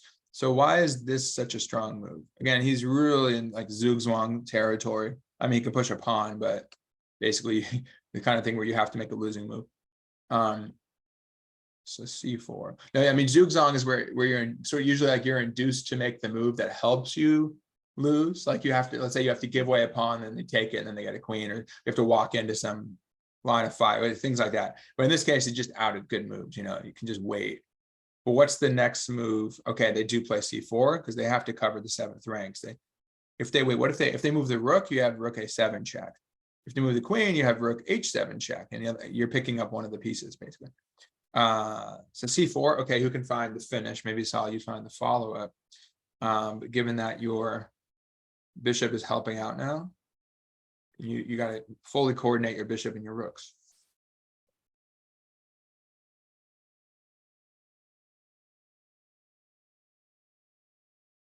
Bishop C6 work? I don't know.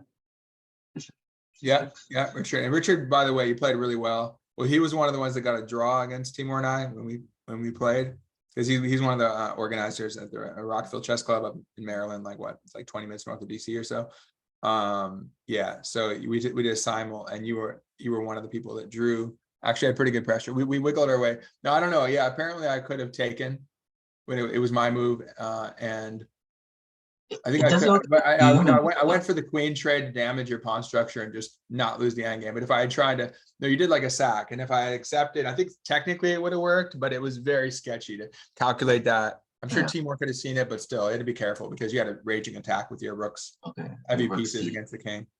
Rook C6, I don't know. Rook C6. Yeah, Rook C6 is forced. No, right now? Queen? No, you said it. Bishop B4, right? Yeah. Yeah, that's the move. That works. Can't stop this. No, yeah, you don't want this one, I think. I don't think no, because then he has the C pawn. That's what they're hoping for. Okay, that makes sense. Yeah. Take 6 takes, rook check. Yeah, if you do takes, rook check, they block. That's too far advanced for your king. You don't have time to go win this pawn. Yeah, he resigns now.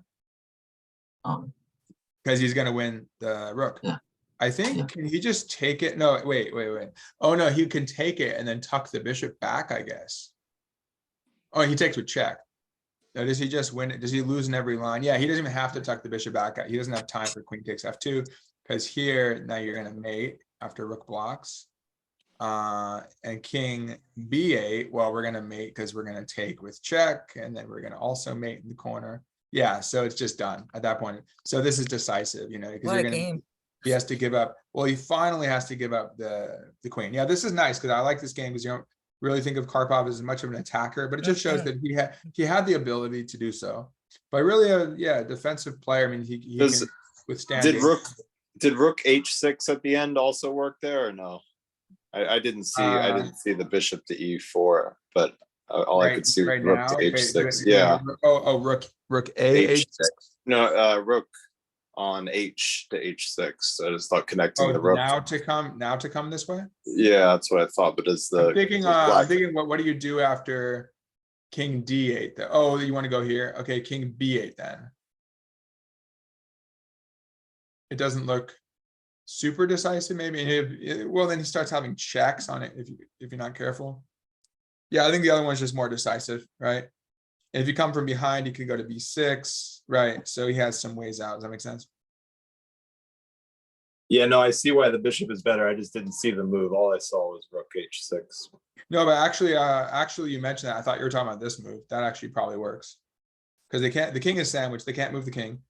If they move the queen, you get your check, then take b7. Because but the key is you don't get greedy to take if you get kind of greedy for the rook right now, well, you want to be more greedy than the immediate. And it was an instant gratification. Oh, I got the exchange back again.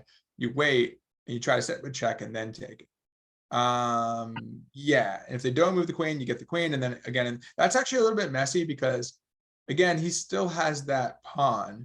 So even if you have like a rook and bishop, they're down a whole bishop, but then you have to worry about their c pawn marching and stuff. I don't want to worry about that, you know what I mean?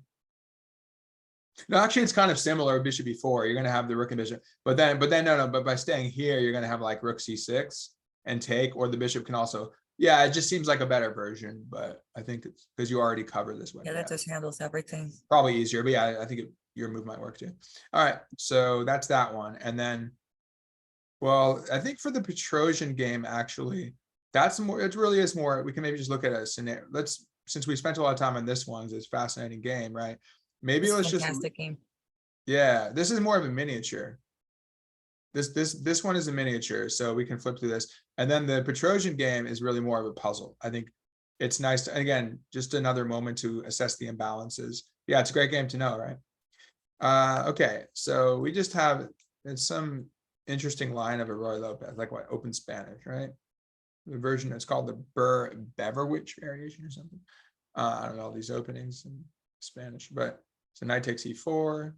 It's pretty nice for white, you know, just kind of gain some space with tempo. But still, he's hoping to, you know, play d6 and just cling on there, stay solid. And then you have this line. So this has been played, this won twice. Well, lower rated master won, and then Harikrishna beat Nakamura, which is impressive. Kind of like we've seen how Fischer lost. If you see how a really strong player loses, it's like, okay, they must have done the winner must have done something good. Okay, so he does d6. Well, as we talked about, you know, it's kind of like the concept. Well, we don't have something like we don't have like a queen sack here or something, but it's just a pawn sack, right? You can see why is it so strong? Well, they wanted to, again, they were about to go d6 and try to solidify. They can go knight g6, and just, yeah, be pretty solid. Why is this a good move? It just locks in the light squared bishop. Yeah. Anytime you do that, it hampers their development. It's really going to be hard because they're going to have to move the bishop from b6 and then move the b pawn and then move the. So again, but keep in mind, you know, when we have situations like this where the development's hampered, like the rook in the previous example on h8, yeah, it's like theoretically they can get it out, but hypothetically, but if you're the one with the initiative, they got to have 3 free moves, right? So that's like anytime you're behind in development, you just may never get to catch up because you might get mated first or lose, you know, substantial amount of material or something. And that's why it's just really important to go for that lead in development. So you might give up some material but again, your material is worth more than theirs, which means you have more attacking force, and that could become decisive. Now, if it doesn't work, okay, it extinguishes your attack. But in this case, it's actually not even really much material, because the extra pawn that they have is a weak pawn, doubled pawn. It could probably be picked up anyway, or certainly is not going to help them, you know, nice, not going to be a fluid pawn like C and D pawns, which can help them promote. I think it'll be pretty hard for them, even if this doesn't work for you. So you can't know for sure if it works. I'm curious, let's see what the computer says with if it likes D6. I'm pretty sure it won't have a problem with it. D6 1.4. So yeah, it definitely likes D. It's just a strong. So I guess that Nakamura wasn't aware of it, missed the move order or something. So yeah, D6. C takes, so just crippling sacrifice, right? And by the way, it weakens a square too. This didn't used to be a weak square for black. Well, yeah, white could secure it earlier, but now it's a weak square for black that white can attack. Which square? Because of C takes D6, what's the weakness there?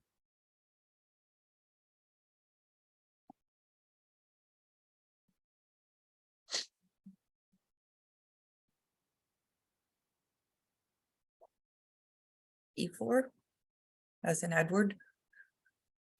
E4 theoretic, that could be No, covered by E pawns, as in right? eggplant. E, What's that? E4? E4 square for white to utilize. Yes. But again, I mean, technically black can play like F5. With the way F5 true. weekend their king. I mean, they could play D5 guarded by 2 knights. I mean, again, it's not ideal, but technically that's not the weak. Where's the point that black just can't guard?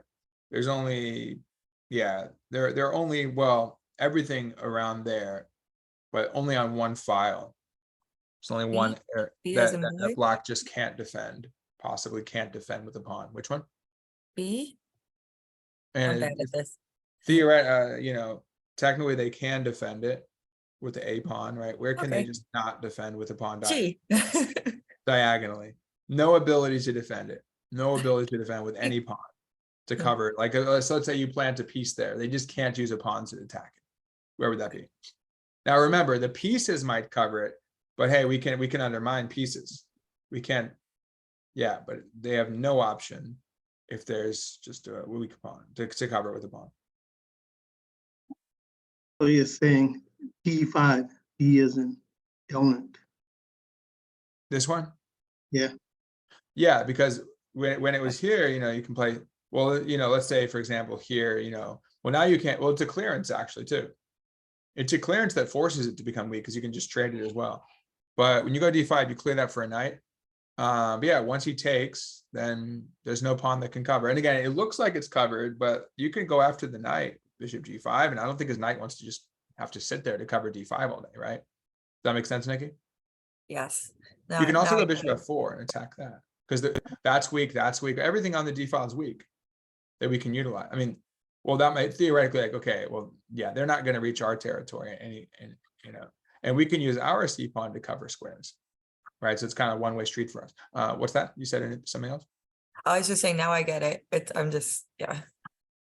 Yeah, and the pawn's weak though. Yeah, I remember that. So you give away a pawn, you clear a square, you create weaknesses, and as you said, the bishop can't get out anytime soon. So you get a lot. Those are the imbalances, right? So king safety, pretty similar, but after bishop G5, you can say, well, now we're threatening to double. Yeah, you can't allow that. That would be way too much. You get 2 sets of double isolated pawns, and these are double isolated pawns on a half open file.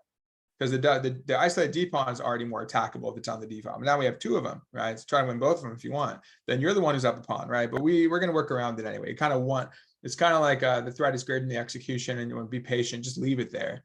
Why would you want to win them and help their pieces come out, right? You're up a pawn, but now black is the one who has compensation, maybe, right? So just leave them there, unless you have like, you know, a bishop taking, or maybe like knight coming in and taking and doing more things. But we're going to work around it. Knight G6.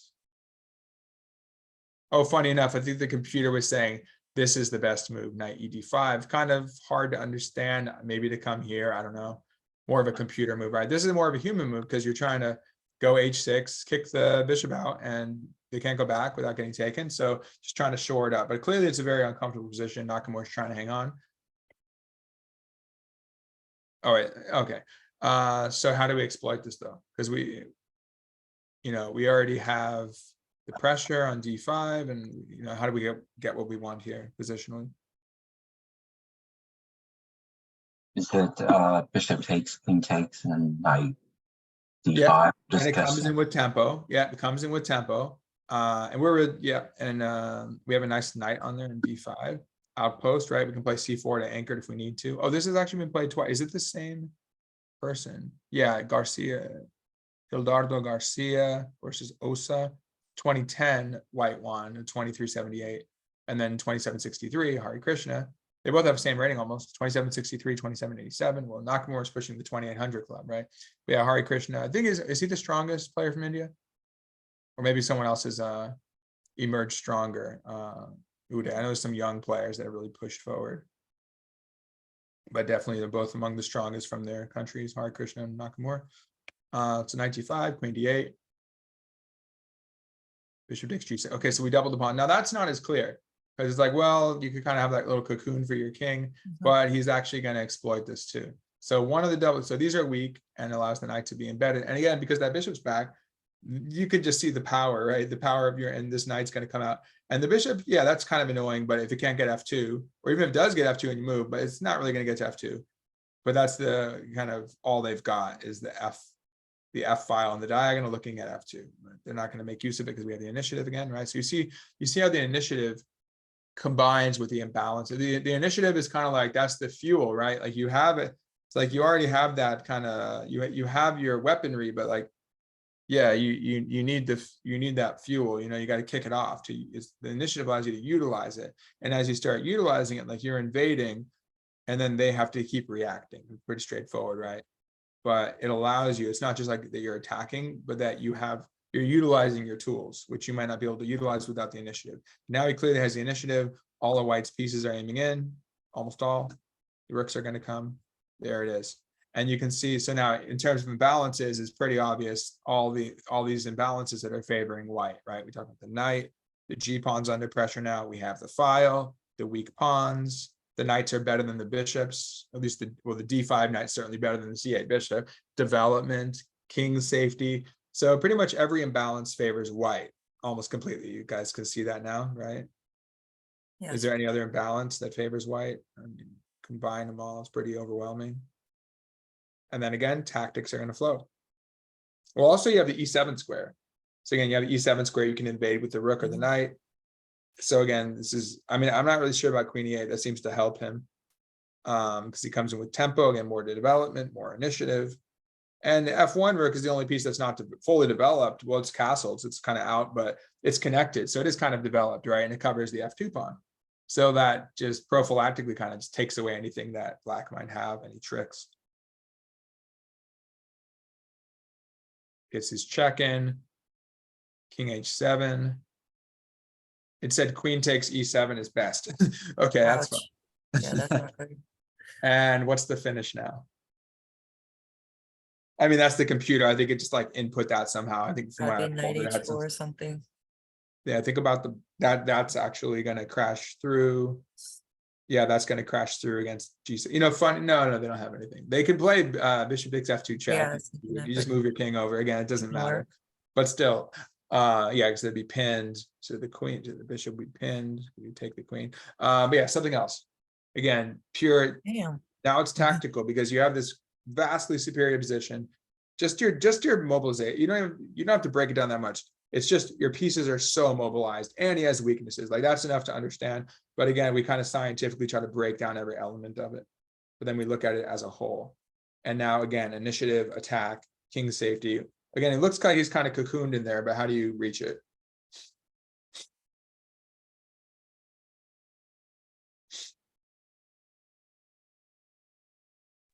So I think someone said knight to h4. Yes, not h4, but yeah, better. When you see a good move, look for a better move. I mean, that's pretty overwhelming. You know, it's winning, I think. Knight takes g6, and then you have discoveries that are unstoppable. Not sure if you have, yeah, you probably would have like knight f8 double check and queen h7 mate or something. Well, they'd have to give away their queen, right? But we have better than that. We have better than winning their queen. We're going to go for mate. Queen takes pawn. This is Queen so takes falls, overwhelming. h4. But no, you want something right away, huh? And Oh, yeah, and remember, it's okay. a tactic. This could be like Oh, a knight tactic G5. puzzle. We're looking for our forcing moves. Oh, H4, H5 is pretty overwhelming. Again, probably works too. Because if you play G5. H5, you get a fork on G5. What's that? Knight G5. You saw it, yeah. Once you see it, you know it. Well, then it's kind of like Yeah. Anastasia's mate, right? Yeah, Like a yeah. Anastasia's mate. That would just be yeah, it's a different version because in Anastasia's mate, like you might sack on H7 and pull the king out. In this case, the king's already out, and you sack indirectly. You basically get rid of the H pawn from where it matters, right? Oh, you triple their That's very pawns. pretty. Now this is a bad example of triple pawns. There are examples where you get away with triple pawns, not here. There's a famous puzzle like that. I think it's by Anderson, where triple pawns and he plays H4 and tears open the H file in some cool way. He like blockades it and forces it open. I think it's an Anderson game. You guys might have probably seen the puzzle if you've seen a lot of puzzles. Okay, so you guys see that, knight G5 check.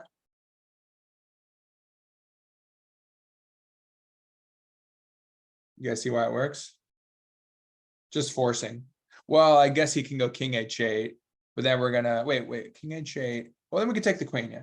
We Yeah, I'll take the just take queen, the then we take queen G6. after Yeah, that. there's not a mate. Yeah, that's not a mate. But hey, we'll just take the fork right away, as opposed to like making them go queen F5 or whatever or something. Okay, so you guys see it? You see the forcing line? Corridor mate. Anastasia's mate's a version of a corridor mate. Reach him on the corridor instead, kind of like a back rank mate, but sideways. Kind of mad I didn't see that right away. Well, yeah, just got to think of it. You have that, again, superior position, but you got to view it like it's a puzzle. And again, you have weaknesses. You have looseness, kind of weaknesses. You have an exposed. Well, it doesn't seem like he's that exposed. You're like, how can he be exposed? Well, I expose him through the diagonal on G6, but there's actually, it's easy to miss that. But again, if you don't see it right away, just focus on those forcing moves. And when you look at the forcing, you're like, oh, of course, yeah, open the H file. Right. Or gets to G6 ultimately. Yeah, so check, and then he resigned. Oh, Hewan. Did he resign? Yeah, he resigned. You can actually, you can still mate this way because you get back rank mate. Oh, So that would be that would be the finish, yeah. But he can resign, yeah, because he's just down an entire queen. So no, he's not down. It's what? It feels like an entire queen. Yeah, this is no Karpov game, that's for sure. Queen for a bishop. What's that? That's no Karpov queen sack. Yeah, who had to take off? Oh, Richard. Thanks, Richard. Well, bye, Richard. Connor, Jaden. Just took off. Yeah, so there's that one. And then I'll just show you before we finish, I'll just show you the position. Okay. So if you guys have a minute, whoever's able to stay for a minute, I know it's 2, but well, you'll see briefly, very briefly. A Nimzo-Indian, kind of an interesting version of a Nimzo-Indian. Okay, he pushes, sometimes this fails. Famous Capablanca game where Alekhine beat him like this. Similar structure. Oh, funny enough, it's showing one game, but it was played by like Wukic or something. So it doesn't even have the Petrosian game. It's showing some other game that was also a draw. So Reshevsky, Petrosian is the one that's under a lot of pressure though. So suddenly he's just getting squeezed. It's very funny. It's similar to the Alekhine's win. He gets E5 in. It's like this, but he gets E5 in. And Capablanca goes on the queen side, isolates his queen, and then isolates his king. And then Alekhine has a nice mating attack. So here, okay, highly mobile center, pretty uncomfortable. So white's probably better here, right? Well, the bishop's pretty bad on B2, but he can play like A4, bishop A3, bishop C1. So he's got his queen side play, but I don't know. It's pretty hard to justify that. Just hanging on here for dear life. So he's going, yeah, he's just, that's all he's got going. I mean, white has a bishop, but again, the bishop's not bad. It looks, it's not terrible because you go bishop C1 to G5 later. So it can make itself better. Well, white's just trying to swing around, hoping to win this. Speaking of Reshevsky game. Okay, this is actually somewhat similar. Okay, it's a good moment to look at the imbalances. Somewhat similar in a way to the Queen's Gambit accepted, because we're seeing a lot of key weak squares, right? Fortunately for black, he's not castled queenside, because that would not be healthy. The pawns are coming at him. You can hit him with A4, D5, bishop reroute to F4, E3. Yeah, it would be bad. So in this case, though, his king's okay for now, but obviously there's some advantage. Well, there are very few advantages for black, or imbalances that probably might favor him. What are the imbalances though, and how might they favor white? What do we have to watch out for?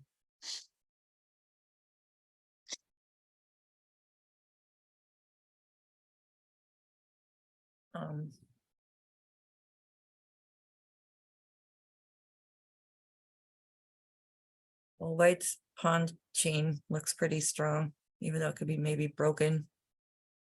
Yeah, it's a pretty nice pawn chain there. At least it gives them space. There's that space advantage again. Mhm. What else? Okay, bishop pair for white. Even though like it needs to be moved, the dark square bishop. Wait, sorry, what's the last thing?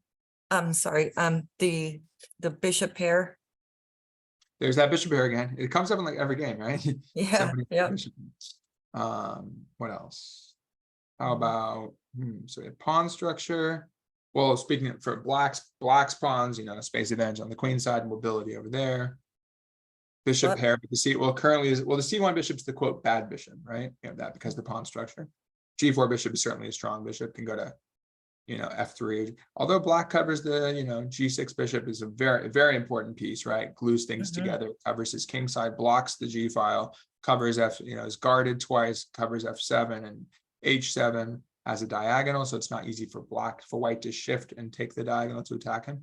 Yeah, so he's got some features there, pretty solid king side. White is a little open, pawn structure differences. Okay, that's a lot of it. Knight, we have a knight, they have the bishop. So how about squares? And that's where I'm getting at, that it's kind of similar to the Queen's Gambit accepted game in terms of which square. Okay, so this time, I'm gonna take a guess here and say D5. D5 again.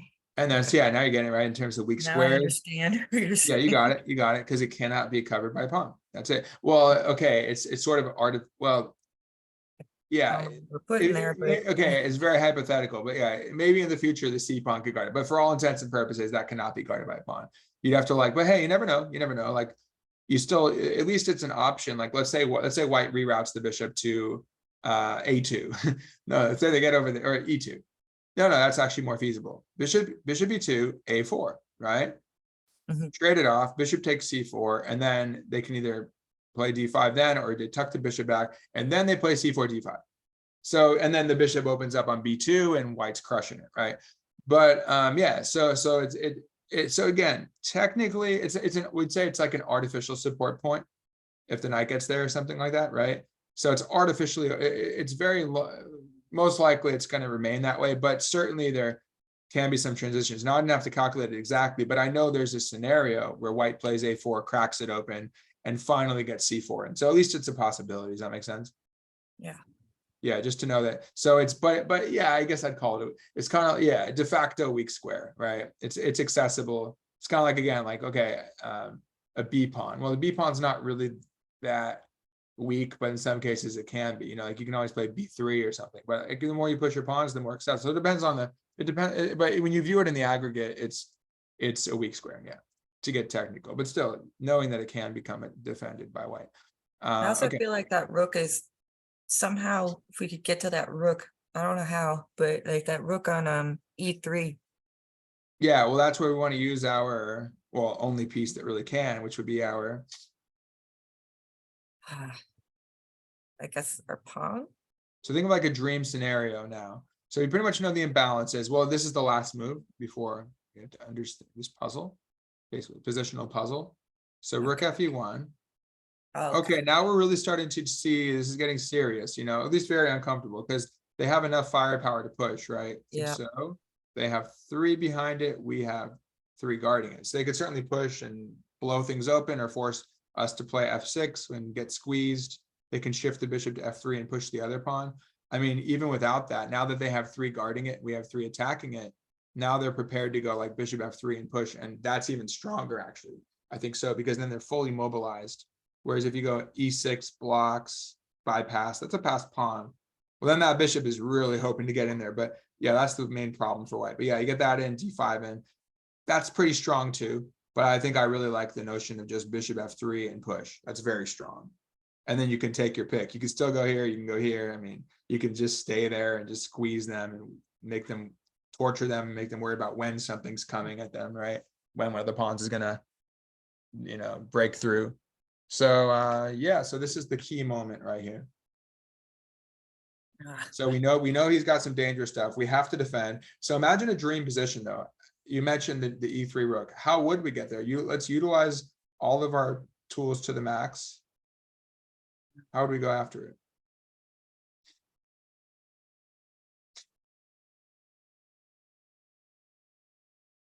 Okay, do we have to give up our rook and like swing our knight over to like d5? There you go. That's it. Is that it? Nice. Really? But I mean, you can move the rook to be bishop f3. Okay, let's say just I don't even know where you go. Let's say if you I mean, you go gave a to lot of hints, c7, you gotta but, wait like- for this. Let's say a7. What's that? You gave a lot of hints, but I was just like, it No, has- but no, well, yeah, the 95 notion, but you came up with the like here. Is that what you're talking about? yes, yes. But this is actually very interesting positionally. Well, again, we know the bishop's not that great on b2. We know that this bishop is great. So we're giving up a rook, which is pretty bad Mhm. for a very strong bishop. One of their pretty much their most important piece right now in terms of their attack. Most consequential in a way. These are Makes a good lot of too sense. in a way.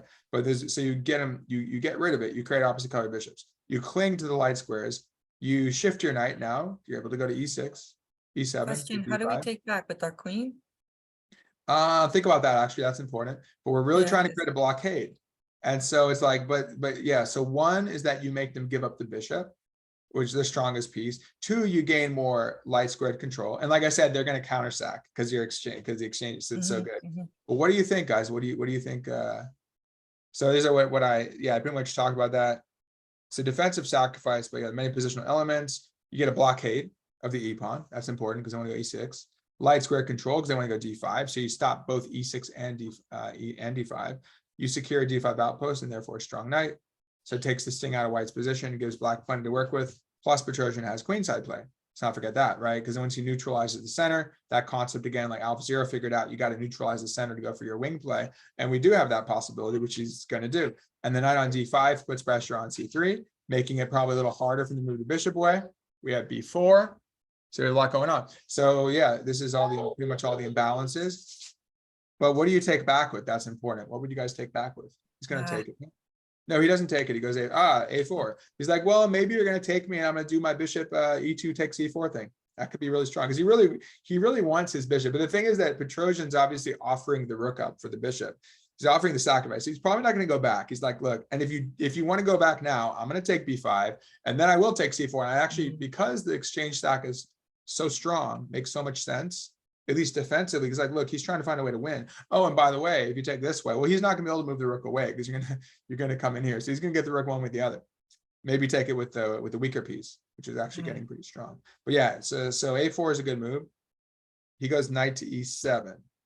So he's like, okay, I'll take back with the queen and I'll get a passed pawn. And then one way or the other, I'm getting a pass to a pawn. Either I double my pawns or maybe I I would have messed push. that up. Actually, maybe I pushed to I would have b4. played b5, that- b4. I would have played b4 in a second and messed it up. I don't know about that. I mean, b4 might be possible. Looks possible for sure. But I think he really wants to get the knight to d5. Oh, it's an exchange. So he's like, you take my exchange, I take your exchange. Yeah. But yeah, no, b4 is certainly a natural move. But then again, it's enhanced by knight d5, which hits c3 as well. So you could just see though, like the justification, a lot of it's in the knight on d5. But and now you kind of get the idea. He's going to take back the pawn. Now, but why he would have taken back probably either way with the pawn. Why does he want to take back with the pawn? Then he stops like d5 forever. Pretty much, yeah. And because he And has he's got such a those grip on the white rooks. square, you don't have to worry about that isolated pawn. It's not on a half open file. It looks pretty Yeah. safe, right? Yeah. So we have 97 and then bishop takes. Yeah, but again, I think, okay, let's look at that briefly. I'm interested in that. Now, okay, if they take, it's great for you. That looks very strong because you're going to play c3 next, right? That's very annoying. And then c3 and then maybe d4 falls. That looks very strong. So they probably don't take it, right? What would they do? Okay, let's just say they take that exchange. No, you know what? I was talking about going after c4, but then they would abandon the idea of taking it. But again, I mean, black really wants to give up the exchange. So maybe black will just let you take it again later. Like, let's say they abandon the idea of taking the exchange right now and they go for this bishop e2. Actually, no, that's what it is. You just do not want to give up that pawn. So he'd rather take the pawn. And there we go again, Nikki, right? It's like, then, well, potentially that becomes possible now, whether or not you play c4. But if you don't get c4, well, and then that means he probably takes, in which case your bishop activates. Yep. It's yeah. So you can see actually this is better than taking exchange, because Petrosian really wants him to take the exchange due to the strength of the bishop, which only becomes enhanced. Does that make sense? Yes, totally. So we have 97. But now suddenly, look at the position. Look at positionally, black is better. I mean, ultimately, well, you have a lot of imbalances here. So several key imbalances, and they look pretty good for black. So what are the imbalance? But again, that one about that bishop pair was serving white well, the light Yes. square bishop in particular. Dark, but again, keep in mind we can't be too biased about that bishop on b2, because it can certainly become a strong piece, but not without its, not as a bishop pair in particular. And definitely not forget b. No, we still can't get b4 in though, because he's going to grab the c pawn with the queen now. Now that's the one aiming at c4. So well, okay, let's break it down real quick. Let's just finish by breaking this down, and then I'll just show you how he holds the position with the counters, and then white counterattacks. So what are the imbalances here? Definitely that knight's a beast. Yeah. So beastly Beastly knight. knight. And it's blockading, it's anchored, it's blockading the d pawn, which takes the sting out of white center. So white center is immobilized in its path, right? Anything else? I mean, several things involving minor pieces, pawn structure, king safety. Any differences there? John, are you here? Control. Someone just left. Who? Oh. John? Yeah, I was just curious. Oh, he's here. Yeah, I'm here.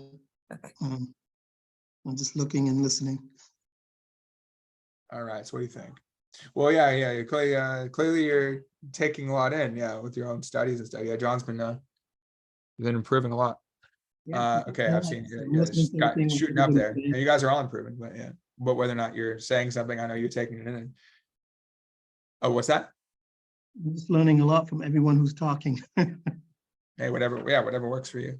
So 95. I mean, it's always great to hear from you guys, but no, you do sometimes. Yeah, tell us.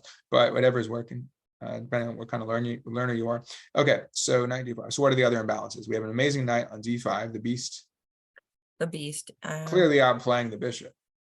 Mhm. And again, bishop a3 takes. Maybe he's going to take b5, then we probably just take back with the queen, defend the c pawn. Passed a pawn's pretty annoying.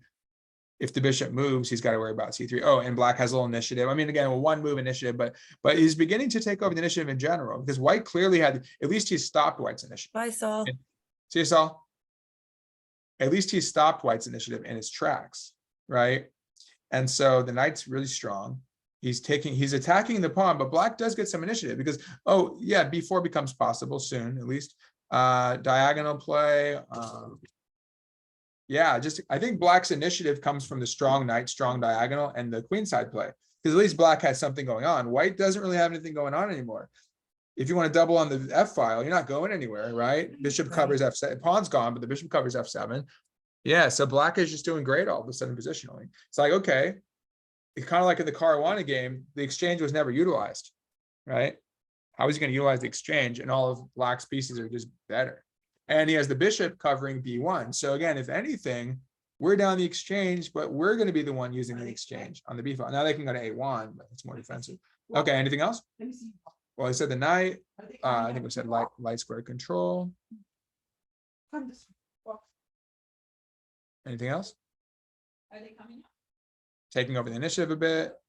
At least kings are kinda safe. shutting down, for certainly restricting white. Yeah, What's that? I was just gonna say both kings look pretty safe. Yeah, I'd say that's about even. Say that's it. Yeah, it's not really an imbalance because, I mean, if anything, I like that bishop though. I mean, I don't think we're really reaching white's king anytime soon. But hey, you never know. Maybe like the d pawn falls if they move away too much and take with check or something. You never know.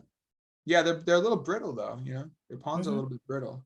But yeah, definitely the bishop covers f7, covers h7. Pretty. You can play h6, king h7 too. So in a way, it's a little safer for us because you can easily do that and cover the diagonal. Yeah, but white's fine too. So now, yeah, king safety isn't a factor yet. It looks like, and there's no issue with the files really. Otherwise, they have to worry about the rooks on the files and back rank. I mean, theoretically, bishop a3 maybe. You have to worry. Actually, yeah, bishop a3 and a rook. That's white's dream right there. Get on that, pile up on the f file, play bishop a. Let's say the pawns are doubled on a4. Go bishop a3, blockade the pawn, rook f1 check, win the queen. So what else? Got the knight. That's a good plan, like try to triple up somehow, like on the F file, like with that bishop on A3, but I don't think that's gonna happen. Yeah, I think that, yeah, it's pretty annoying actually. But in that case, he'd probably just go like rook F7 and then rook D7 to F7 or rook D7 and bishop F7. But obviously you don't want to have to do that with the bishop. Bishop F5, maybe like transform things, go like bishop F5, queen G6, and again, get your king off H6, king H7. So again, like this is how you'll see, the stronger you get, the better you'll get, right? Just think like that. I'd recommend thinking like that. You'll see GMs do that all the time where they'll conceptualize the position. So we don't really need to know exactly what's going to happen, but we know that we have H6, king H7, which would pretty much preclude that whole thing. So we don't have to be like, wait, what's the exact move order? That doesn't matter that much. We can get there. When we get there, we might do that, but we kind of know like, look, they're probably going to go rook F3. And then we have to, and then, well, as long, it depends because they might get, if we don't get B4 and they are going to come here. So, but we can play H6 if we need to, or we just determine that we don't need to. Okay. So. Like a oops. reverse dragon bishop. Which one? A reverse dragon bishop somehow. Which bishop? Look at the white one. Like he's kind of protecting everything, but he's on the outside instead Yeah. of. Yeah. Like bishop H6 or something like that. Yeah. So what else? Okay, so I think we're pretty much there. I think we're pretty much there. Yeah. Queenside play. Yeah, I'd say black again. Black had some initiative. Black takes over initiative with queenside play, Q side. Yeah, to a large degree. Okay, that looks pretty good, right? And the material imbalance, but again, in return we have pretty really nice knight. So let's look at the finish.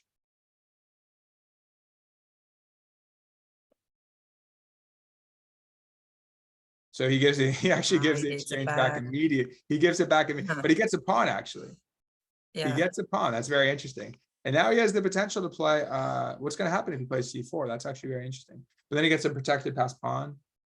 But that's interesting. He actually has that option. I think he must have a strong reply in mind. Oh, well, the A pawn's going to fall. So you can go like knight B6 takes A4, I guess. At the very least, you have that. And you're just, yeah, again, you should have a superior minor piece. You're just going to snatch that one. 1, 2, 3, 4, 5, 1, 2, 3, 4, 5. So you're going to have equal pawns. I guess white just didn't feel like they were getting anything out of that. Yeah. So they go for it. But yeah, as to why they gave it up right away, well, you hold the C pawn. I think they did not like the prospect of, well, the thing about B4 is you hit C3. You have queen takes A4 in many cases, right? Yeah. So yeah, that queen side, you combine that, your bishop sinks in there, pressure on C3, probably when the A pawn, pass pawns coming on the queen side. So that's way too much. yeah, that And makes he sense. wants to play rook B. He can't play rook B1. What's that? That makes sense. That makes a lot of sense to give it back. Yeah, but now, okay, we're down. Interestingly enough, we're down a pawn at this moment. We're actually down. I'm gonna clear that up. So we're actually down a pawn, but we're not down exchange anymore. We've done everything we need to do positionally. We have a great knight on D5 still.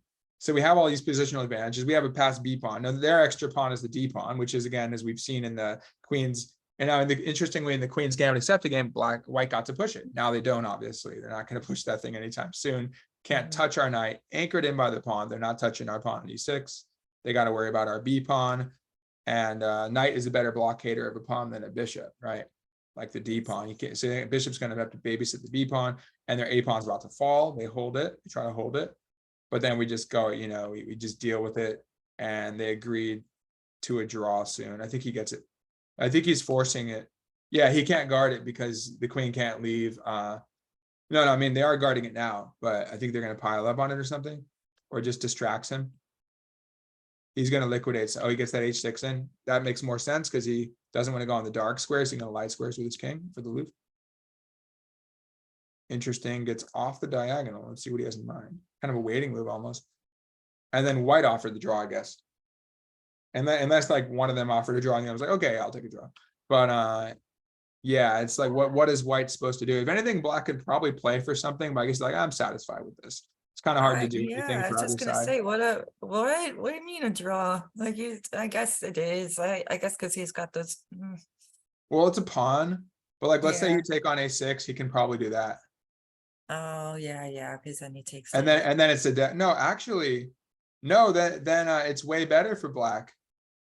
then black is Oh, just it's a check. Oh my destroying. Black is God. like destroying their position, and then well, then black's up a pawn. I mean, even this is hard to win, but Yeah. I'd play on. There's nothing to lose here. You know, you can just cover the diagonal. Your king is here. You can start pushing your pawn, or just like bother him on G2 or something later on. Yeah. So I mean, and the queen and knight work well together. Probably the computer thinks this is pretty good. Minus 0.4. Yeah, even there, I mean, it's tough, you know, but it's still Yeah. from a human perspective, I do it. Wait, what is it saying is the best move? Oh, it's saying queen check. What is the line then? Oh, maybe it's a check and then a C2 check. And then he picks it up that way. And then, yeah, then it sort of dissipates. Oh, okay. And now you cover, oh, that's important. It covers there. Yeah, now it's boiling down. Although black is still like black here, but it's just the kind of thing where it's very hard to progress. Oh, no, black is actually, no, black is down a pawn though, but it's a draw. It says, yeah, it still likes black slightly, but they are down a pawn now. I don't know. I feel like he's going to get it What back. the heck though. would you do though? I don't even know what to do here. Like, yeah, I guess just bring your king in and just hang out over Yeah, there. I mean, I still like black here because the now that pawn's very weak. Bishop's got to be tied down to it. But then he could keep bothering our pawn here. Like you can't even attack it now, but I feel like we can go after their pawn. But what if you just go here? That's a human looking move. Okay, can't we take the pawn? I don't know. You can't. Oh, the rook's kind of awkward. I don't know. I mean, either way, I like it for black. But it says it's even. But point is that he can Even at least, for computer. he's at least completely fine. Got a little tactical there. But you know, Yeah. he's a little worried probably about the A pawn, but the A pawn is just not well supported enough, and the B pawn counterbalances it. Interestingly, it says that he could have gone. He says like, I got to worry about some things that white has. But even there, I'm not convinced that's that great. But obviously, the A pawn is currently a greater concern. So I think he's like, let's just get rid of the pawn and call it a day. You know. Understandable. Yeah, I'd be very and uncomfortable with that A pawn. Yeah, I have but I that mean, B pawn. yeah, right. And that is that before he got rid of it. Yeah, they agreed to a draw here. He hasn't gotten rid of it yet. But again, there is the line. But I think it's like, look, even if he's still got to get a pawn back. And then when he does, maybe he gets two of them though in certain lines. I think white has better than that. But even if he does, it's still really hard to win. He's gonna have to play for like another hour or two, you know. So Yeah. like, okay, Might I'm be one of happy. those with kind I of saved, tournaments. I saved that position. I'll take it. I'll Yeah. take it to the victory in a way. So yeah, does that make sense? Totally. This has been a great class. There's a lot of cool games in there. A lot of things learned in this You one. got something out of it. But yeah, really cool games. Demonstrate again positional sacrifices. Well, if you know how to do a positional sac, if you're good at that, then you must have really good positional understanding. So I mean, you could just do a class on understanding positional chess, sure, in less extreme situations. But yeah, there's just like a more glorious way of carrying out your positional goals, right? Yes. But ultimately, if you look at it as imbalances, hey, materials won in balance. That's part of positional chess. So I have another study on grabbing pawns and winning. Like I said with Uday, he's not here anymore, but we were talking about, I was like, no, There's a just link take for that? exchange. In 'Cause that I'd like case, to I see want that. the material because if I can get away with it, I want to take the rook. Yeah, I'm greedy. I always too materialistic. So that's why it's very difficult for me to see like any of these things like that queen sack and like, you know, like I'm very like, I don't want to give away my queen, very like rigid about that. So it's very nice to see things like in a broader perspective. You know Right, what I and mean? understanding that can often lead to victories. You got to be uncompromised, but it's Like just you're a matter of getting all this assessing. You other got to use stuff, your like you said. intuition fearlessly. What's that? Yeah, like you said, like you just get all this other stuff. Yes, you're giving away, okay, a pawn, like but you're getting 3 oranges. Yeah, and in that case, it wasn't like in the Nakamura game, like Harikrishna barely gave anything away, really. Yeah, That was yeah, yeah. a pawn. Yeah, so I'm glad you got something out of it. Yeah, I was gonna say something else, but no, I think that pretty much covers it. So Yeah, cool. sorry, I'm sorry, it ran so long. Thank you Oh, so much. no, there was some good stuff there. There was really good. No, that was fun. All right, stop recording. Nice job.